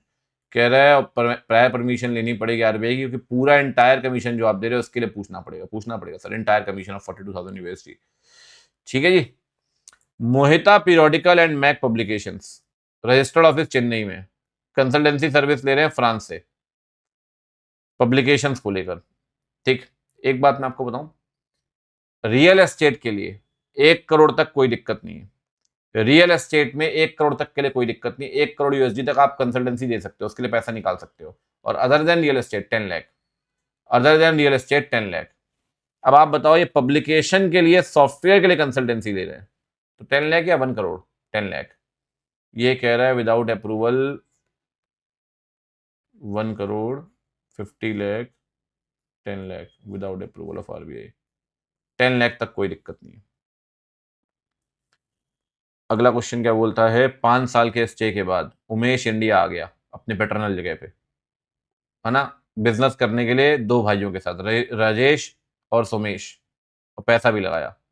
उमेश ने प्रोपराइटी बिजनेस स्टार्ट किया हुआ है, आर्टिस्टिक ब्रासवेयर ज्वेलरी ये सब बेचने का, और मुरादाबाद से सामान खरीद रहा है। 2 महीने के अंदर उमेश ने एक ब्रांच भी खोल दी यूएसए में। प्रोपराइटी बिजनेस इंडिया में है, पीआरआई है, और उसकी जो ब्रांच होगी यूएस में वो भी पीआरआई होगी। पीआरआई की ब्रांच ऑफिस पीआरआई ही कहलाएगी। ठीक। और एक बात बताइए, उमेश क्या कहलाएगा? उमेश किस लिए आया इंडिया? उमेश बिजनेस करने के लिए आया, तो उमेश भी पीआरआई है, दोनों पीआरआई है।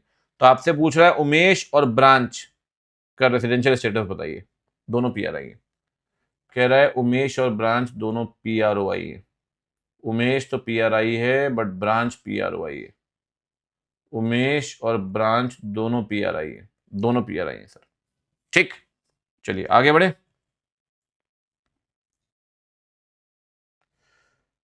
Printex computer Singapore based company है, बिजनेस कर रही है पूरे वर्ल्ड में। इनका हेडक्वार्टर है पुणे में, ब्रांच है दुबई में, which is control by headquarter in Pune.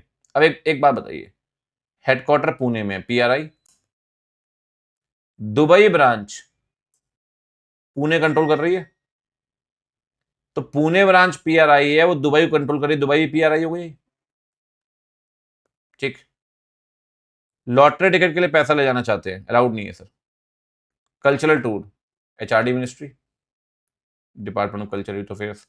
ठीक। फिल्म स्टार दिवाली के ओकेजन में बाहर परफॉर्म करना चाहता है, उसके लिए 20,000 यूएसडी चाहिए, अगेन एचआरडी मिनिस्ट्री। सर्जरी आप कराना चाहते हैं यूके में, किस लिमिट तक पैसा निकाल सकते हैं? 2.5 लाख यूएसडी, 2,50,000 यूएसडी, और जो एस्टीमेट हॉस्पिटल ने दिया हुआ, अगर हायर अमाउंट दिया तो एस्टीमेट वहां से ले सकते हो, विच एवर इज हायर, कोई दिक्कत नहीं है। ट्रांसपॉन्डर के लिए सीजी की अप्रूवल लगेगी, information broadcasting. Callback service prohibited है, अलाउड ही नहीं है।